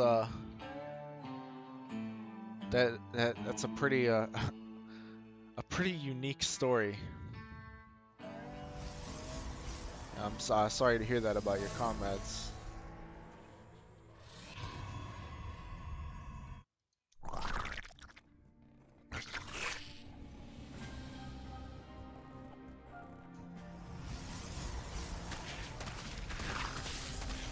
Back into the game here. We've got another, whoa. Not just a proxy pylon, but Val is actually going to try to build his, I think he's just going for like a cybernetics core block. Yeah, that's exactly what it is. So he's going for a that's actually a pretty interesting idea. I don't know, like, since the Lings were already there, I don't know if it's worth it. I like the idea though. He's obviously throwing off Richie's third base timing quite a bit, and he may be able to capitalize on that with some kind of timing attack. We'll see what he has in store. So it's going to be a Robo. Thus far, oh, wow, a Robo and a Twilight Council. So is he going to go for some type of Warp Prism Adepts, for example? Could be DTs. Very significantly delayed here. So well done. Very well done by Val. Yeah, you got that probe in there, a very low health probe, just in time. And it is in fact, okay, so it's going to be Dark Templar, and I'm assuming this is going to be for a Warp Prism. Now, there are a lot of Lings out there. They shouldn't be able to get through here. If Val's in position, they shouldn't be able to get through here. He's going to have to warp something else in, though. These Lings are going to break through eventually. He's going to have to make a wall with his probes. He absolutely has to make a wall here with his probes. There's the wall. He needs to warp something else in as well. He needs to start attacking these Lings right now. If he loses the Cybernetics Core, that could be a big deal. If he loses the Robo, that's a really freaking big deal. He's going to need that for the Warp Prism. He doesn't have a pylon out there on the map right now. I think Richie actually may have just done it. I think Richie just hit at a perfect timing, caught Val unawares, and he's going to do it.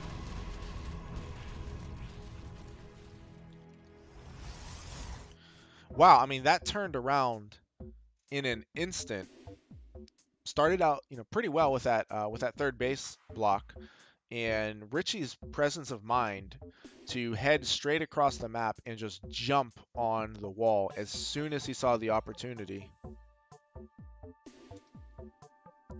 That was just, I think, really really good game sense by Richie. Just seeing that opportunity, jumping on it immediately. If Val's able to hold that and get to the tech he wants, which in this case was Dark Templar, it's a very different game.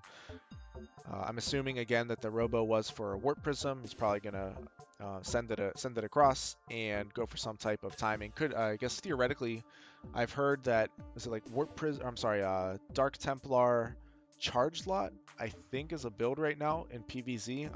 I'm not like up to the meta in the same way that I am with Terran meta, obviously. But at any rate, my old second in command is head commander now. Oh, that's really cool. Thanks for your service, man. Like I said, I definitely respect military members a lot. I have a few within my family, among my uncles and cousins. Hope the P-Mode games were okay. Man, it was a pleasure to play. Dude, it was awesome. Thanks a lot, Richie, for playing. I appreciate it. Thanks, Val, for playing as well. I think Scars has gone to bed, but thanks to him. Thanks to Frame Show, too, who, Frame Show, rest in peace, was disconnected brutally again. But, yeah, guys, I'm going to head off for now. I don't think I'm going to stream later tonight. I might pop back on for a practice session with my cousin. But if that's the case, I'll be playing my Protoss against him to just to give him practice. It's his worst matchup. So if I don't see you later tonight, I hope to catch you guys at 12 o'clock Eastern Time tomorrow for the Doom Drop Master 1 Grandmaster Tournament. So thanks everyone for watching. Thank you to everyone who's been active in the chat. I had a lot of fun. I hope you guys enjoyed the games. I know I did. So have a great night, everybody, and we'll catch you next stream. GG's.